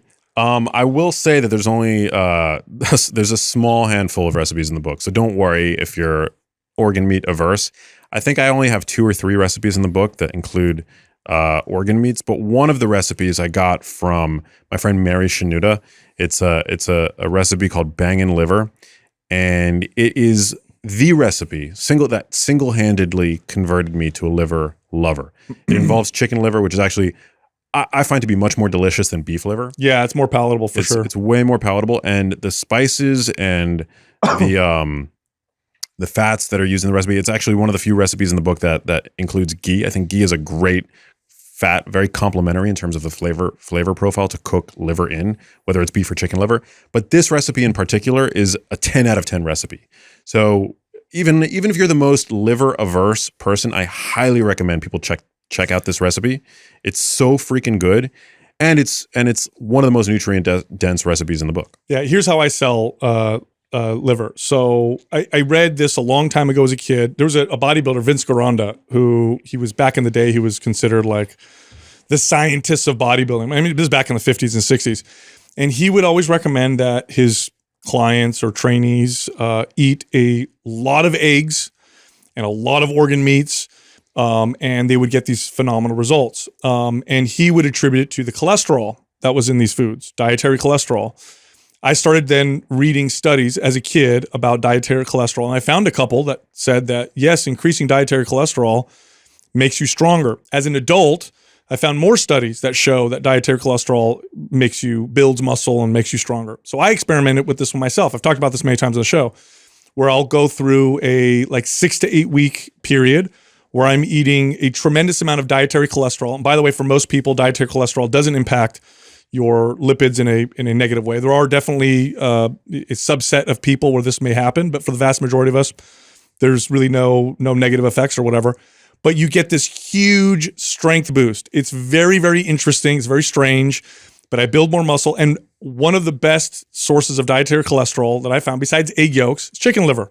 So you eat like 2 or 3 chicken livers and you get this boost of cholesterol, dietary cholesterol. And dietary cholesterol, it's like I feel like my CNS fires stronger. I recover much faster in my workouts.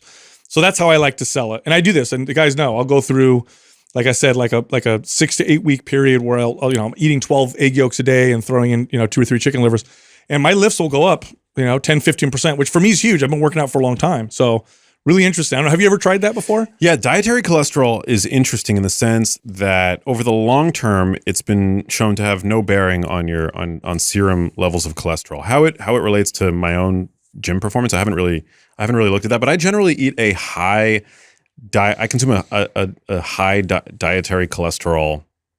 My diet is pretty high in cholesterol, in exogenous cholesterol. But there was a great video put out by my friend Gabrielle Lyon, who's a DO.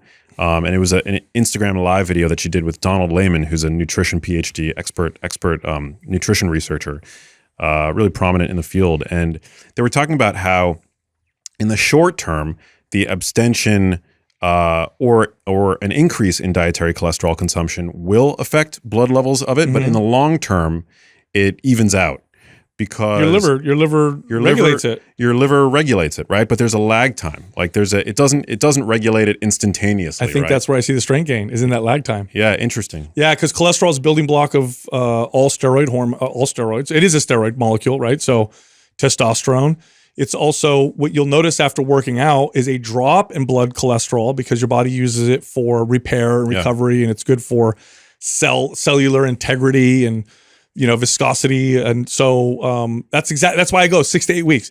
6 to 8 weeks, I see this huge boost in strength and muscle gain. So it's a nice little hack. So if you're going to compete in something, you're going to go to the beach, or some event in 8 weeks, give it a shot. If you're healthy, radically increase your cholesterol intake, of course, manage your calories and everything else, and then watch what happens. I've had people write me in who've tried this. I'm like, bro, this is the craziest thing ever. I didn't think this was well, for someone listening, what does that look like as far as numbers for you? First of all, I think you should probably track first to kind of see where what normal is for you. And then do you double? Do you triple? What does that look like?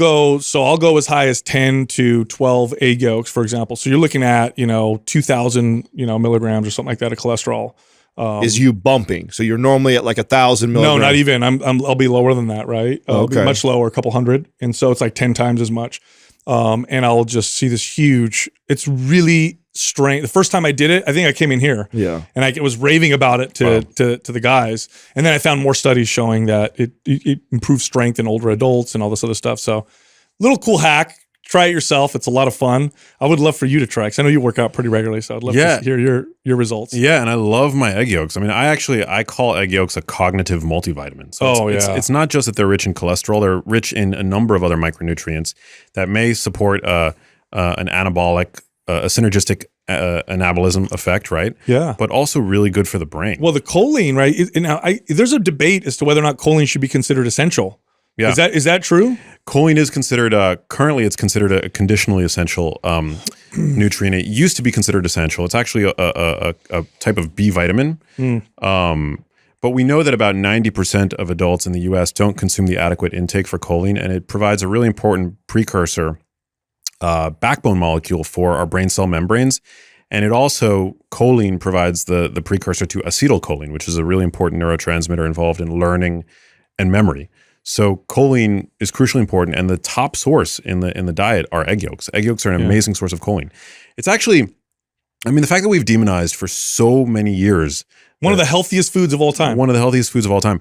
I love to remind people that when an embryo is developing, the first structure to assemble is the nervous system, which includes the brain. Yes. So an egg yolk literally contains everything that nature has determined to be important to grow and sustain a healthy brain. It's no wonder that egg yolks are high in cholesterol because the brain is really high in cholesterol. That's true. Now, you don't need to consume any cholesterol for good brain health because the brain produces all the cholesterol that it needs. It's called de novo cholesterol synthesis. However, an egg yolk contains a little bit of everything required basically to grow a healthy brain. It's a wonderful source of DHA fat, especially eggs that come from chickens that have had their diet supplemented with flax seeds. So it's like omega-3 rich egg yolks, carotenoids, vitamin E, choline, as you mentioned, vitamin B12. Yeah, in lots of cultures, old cultures, and I like to look at what people have done for hundreds of years, because although scientific study, we consider the double-blind placebo-controlled study to be the gold standard of, what are the effects of particular nutrients and foods on the body. And I agree that those are very valuable, but I don't think that we should discredit, hundreds or thousands of years of culture, because over long periods of time, humans do a pretty damn good job of identifying what works and what doesn't work. So if you look at like Chinese medicine, Ayurvedic medicine, you look at herbs that have been used. For example, ashwagandha today has got lots of studies that support it, right?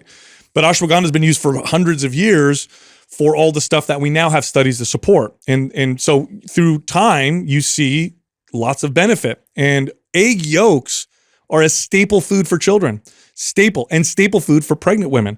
And now we have the studies to show this. I mean, when my wife was pregnant with my son, I was making sure she was having egg yolks and eggs all the time. And I feed my son egg yolks all the time because I know what the studies show, but I also know that this is a food that has been valued by cultures, by almost every culture for a long time for children. Yeah, I mean, the problem with nutrition science, studying nutrition is much harder to do than studying drugs, and yet it's much less well-funded. So that's why there are still so many question marks with regard to nutrition, and that's both a good thing and a bad thing. But I think at the end of the day, that's precisely why we have to make choices through the lens. It's important to have our choices be informed by an evolutionary perspective, a common sense perspective.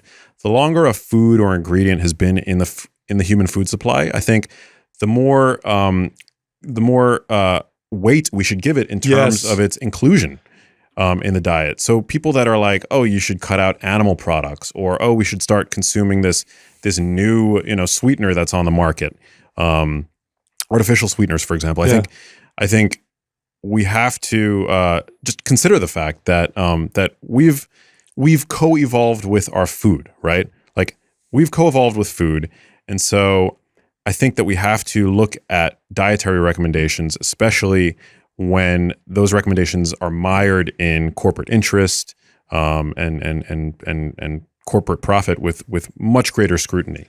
Yeah, 100%. I know, and what's funny is that we learn all the time new stuff about human metabolism, about food and new compounds in foods that have new benefits or potential detriments. So when people pretend to know, and they'll say like in our space, this is quite common, this new meal replacement powder. You never have to eat food again, so you can stay at your desk and work all day long and drink this powder, and it's perfect. We put everything in there that's perfect that your body needs. It's like we don't 100% know yet everything that we need and how everything works. So it's super arrogant of us to even assume, those types of things. So I think nature gives us a lot of those answers. Yeah, I think it's important to be evidence based, but not evidence bound. And I think you see too many people in the nutrition space, especially the quote unquote evidence based nutrition space, being not just evidence based but evidence bound. And I think it's hubris, really. I think that's where a lot of mistakes get made. Yeah, right? Totally. Now, Max, you eat a consistent, really good diet. Are there any things that you are supplementing? Like, do you find that when you look at your diet that you have to take any other supplements, or do you try and target all of your main nutrients from whole foods, or how often do you have to go outside of that? That's a good question. I definitely supplement with magnesium glycinate. I actually found out recently that I get migraines occasionally. And I know that my diet, there are studies that actually show that eating a diet that is lower in omega-6 fatty acids, higher in omega-3 fatty acids are actually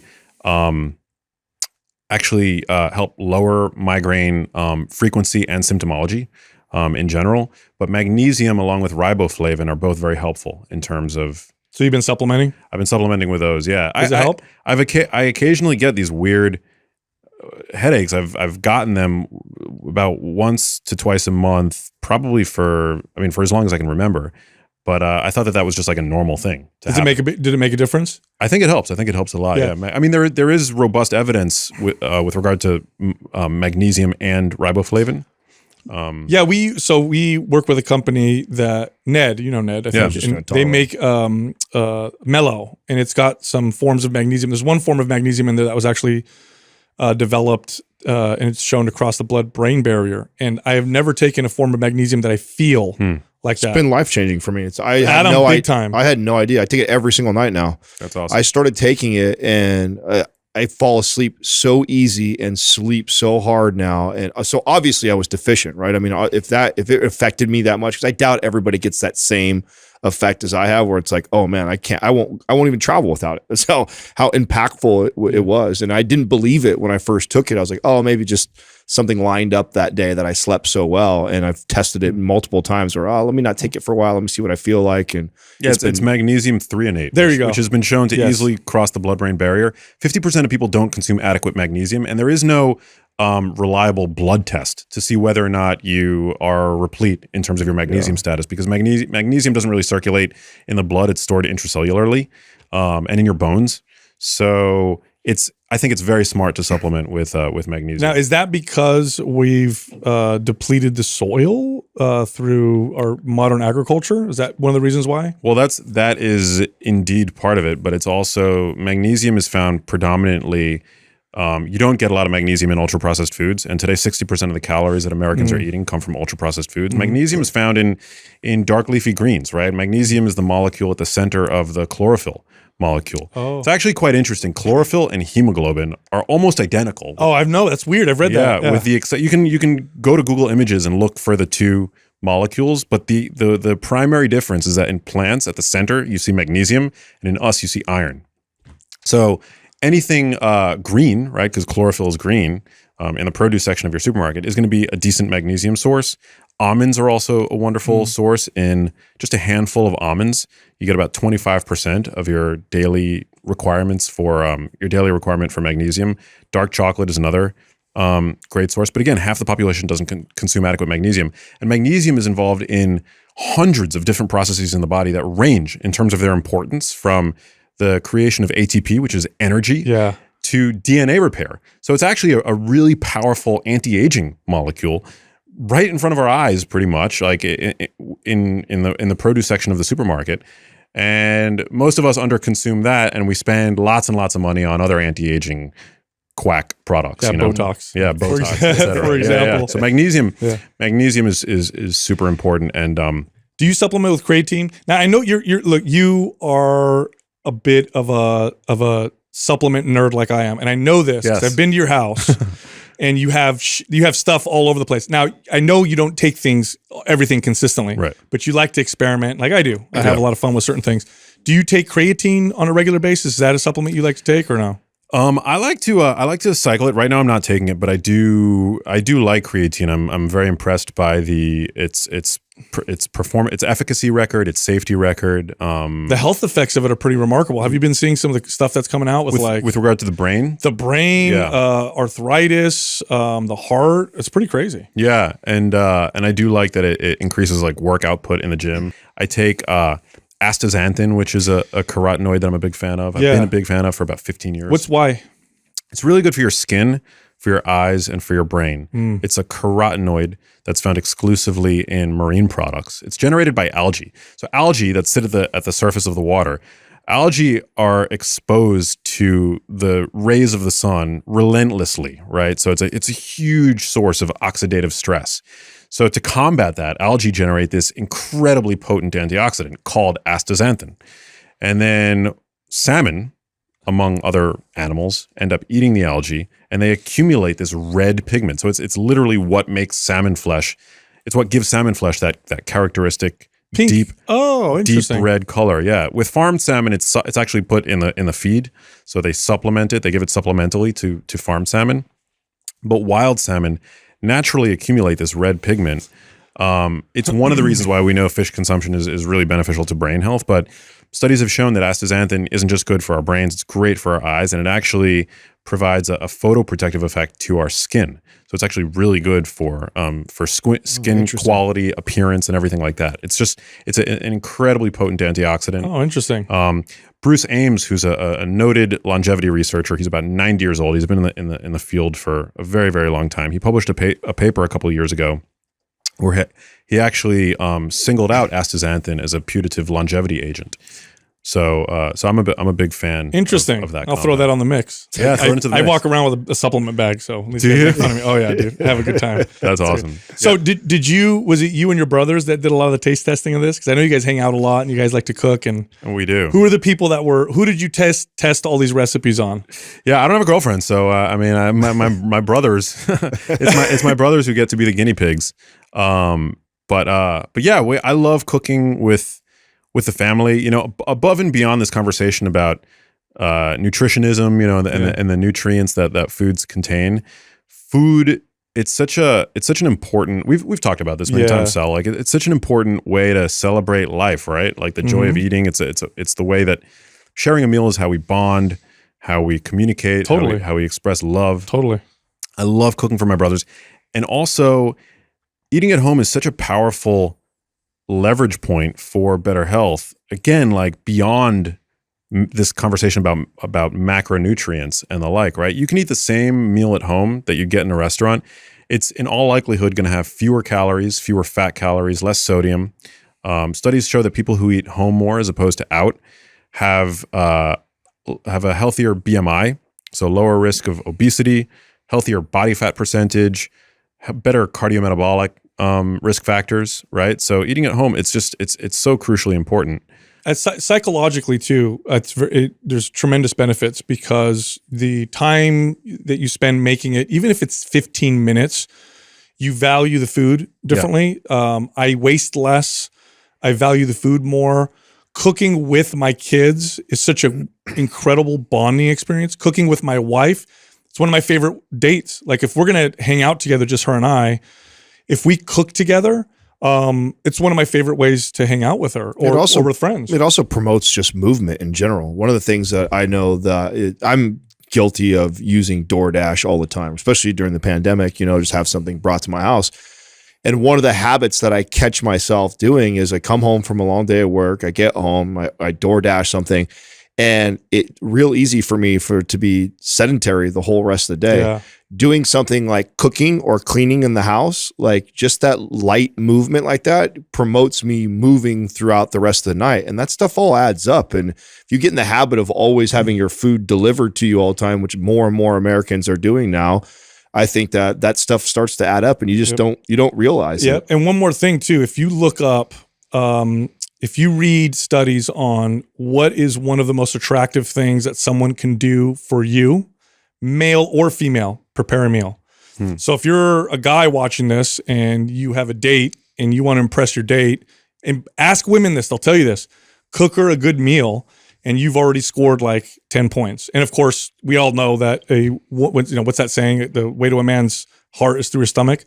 That we've known that for a long time, right? When a woman cooks for you and she takes the time and effort to do that, it's like so incredible. So, I mean, I love that you brought up all the other values of food and cooking and doing that together.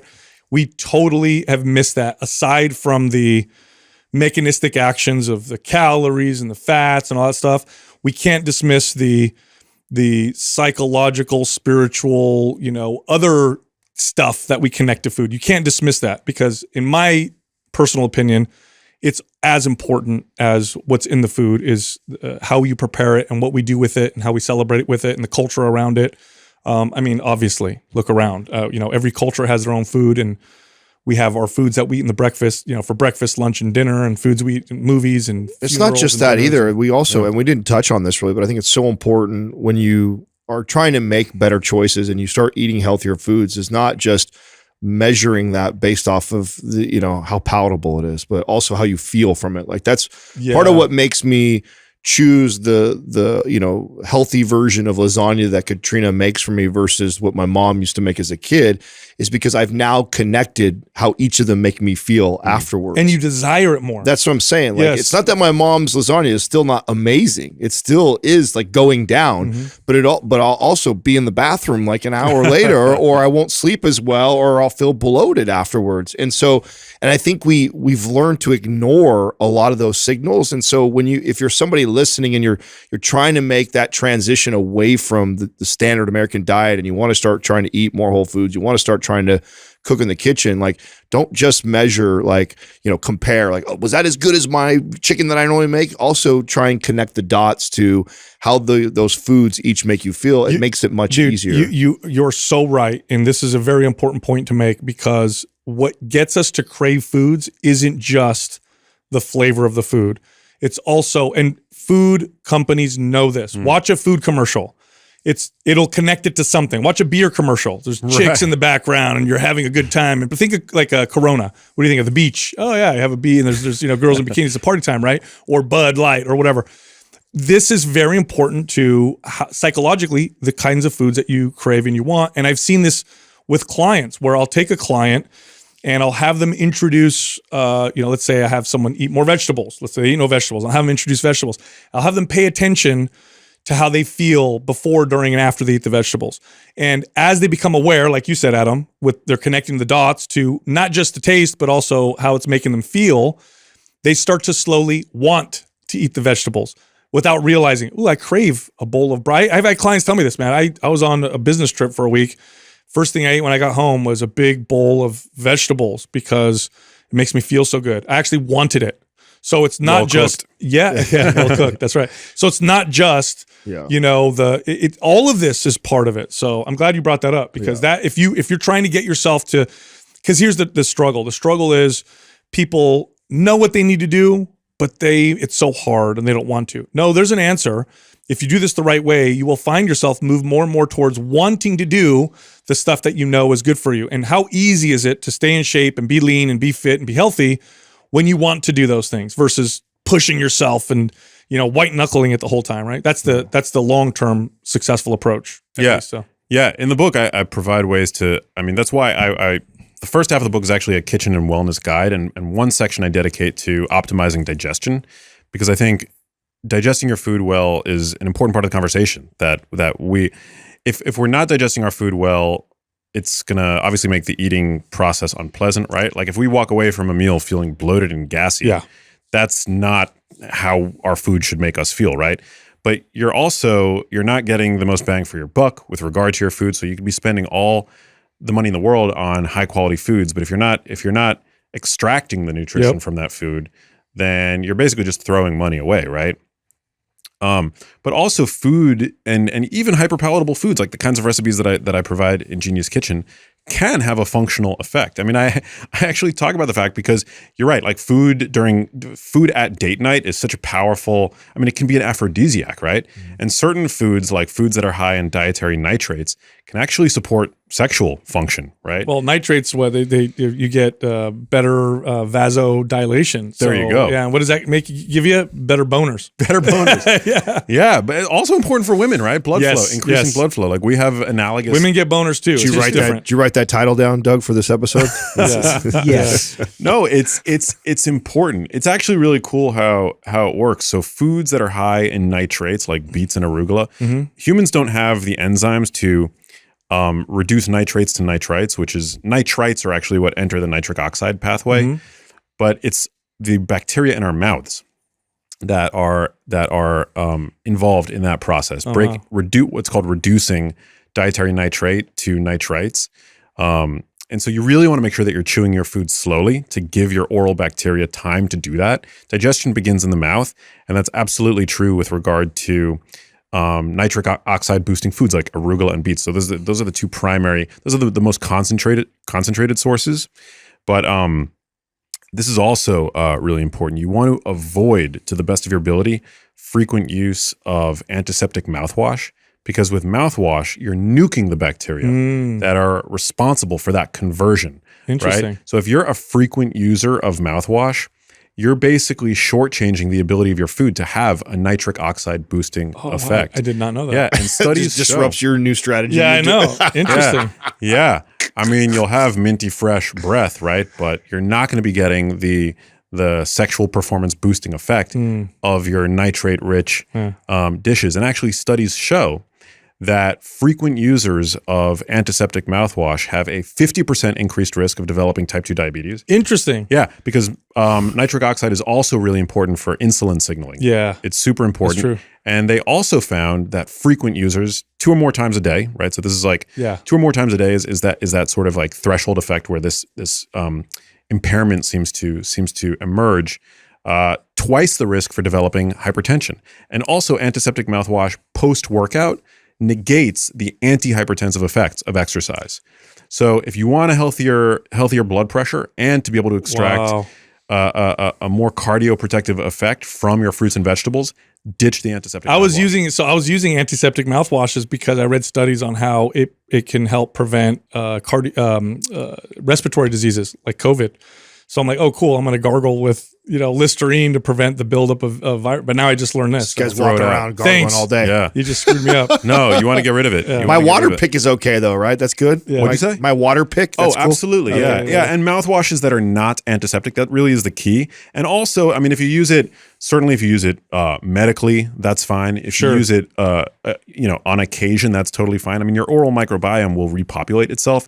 It's really the frequent use. Yeah. I mean, still 40 million people, I believe, in the United States do use it every day. Hey, if you like that video, you need to check out this one here, and I'll see you there. So sugar, to some degree, is essential. Our brains can run off of fat to some degree. About 60% of the brain's energy needs can be furnished by fat, but the rest has to come from glucose.